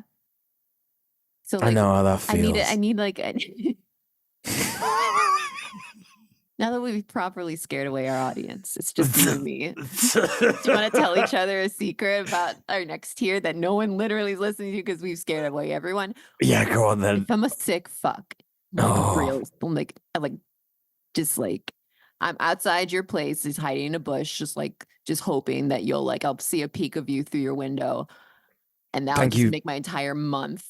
What kind of tier? Is there a tier for me? Well, thanks for feeling trusted enough to tell me that about yourself. Well, no one else is listening. But no, it's true. For sure. I appreciate that. But if that is really what you're like, and you do need a bit of help in your life to not be like that anymore, then you could give us £85 with sicko mode. Whoa, it's £85. That's how much it is in the UK. $100 a month. $100 a month. Yeah, American. American. It's a beautiful round number. If that's how much money you give us, we can only reasonably offer you all the stuff from the lower tiers, plus a very special thank you message at the end of every stream, and it looks a little bit like this. Thank you so much to Queen Pib, JBP, Cassitastrophe, and Risk Inverse for being our sickos. Thank you so much. You literally fund like an entire show, each single one of you, in terms of giving Conrad his wages. And also, guess what? I'm wearing it right now. You can't see it if you're listening to the podcast, but it's a shirt. It's a shirt. Look at that. It says queer existence is resistance. And that is very true. And you could wear truth. You can wear truth if you go to mercenarycreative.com and buy it there. That is also supporting the show. So thank you so much for that. But I want to know, Kira, where can I see more of Kira? Where can I do that?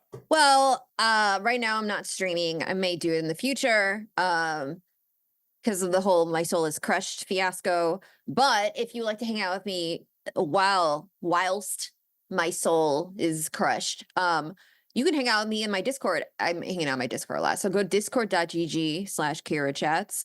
But if you want all my links, it's it's linktra.ee/KiraChats. So that's a link tree. You just type Linktree KiraChats in Google, will also get you that. And my Discord link's in there. But what about you, Mule? It's me. I'm me. It's linktra.ee/DJMUEL. That's DJ Mule. And you'll get all the stuff on there. I'm on Patreon. I'm on Twitter. I'm on Blue Sky. I'm on TikTok. I'm on Patreon. I'm on YouTube. I'm on TikTok. I'm on Blue Sky. Are you on Patreon though? Is my question. The Patreon is the one that you want to go to. I'm resuming writing on my next video, which is about how kink in the queer community can be pretty bad and it can harm us. And I speak to a bunch of different people about their experiences with that. Just basically teaching a lot of people how to do safe kink practice. That's the idea of that video. So if you want to see some updates about that, get onto the Patreon, join the Patreon for as little as £2 a month. There is also our other co-host who is not here today, sweet Timothy 2 times, Timmy Twos, as I call him. If you're I've never called him that. He loves that name. He loves that name, doesn't he? I'm always calling him that. He says, "Oh, Mule, that's great when you say that. This is why we're friends." My little muley feet, muley foot. He says that to you. He does. He says yeah, that. that's what you say to each other. So we're friends. You can go find him at linktra.ee/dread conquest. And Tim's videos, they honestly, like, you need to. They're really good. Go check them out because they're great. So see us, and you can see the Red Planet team next week, Sunday, 8 p.m. UK time, whenever it is, other times. See you then. Solidarity. Bye, everybody. Oh.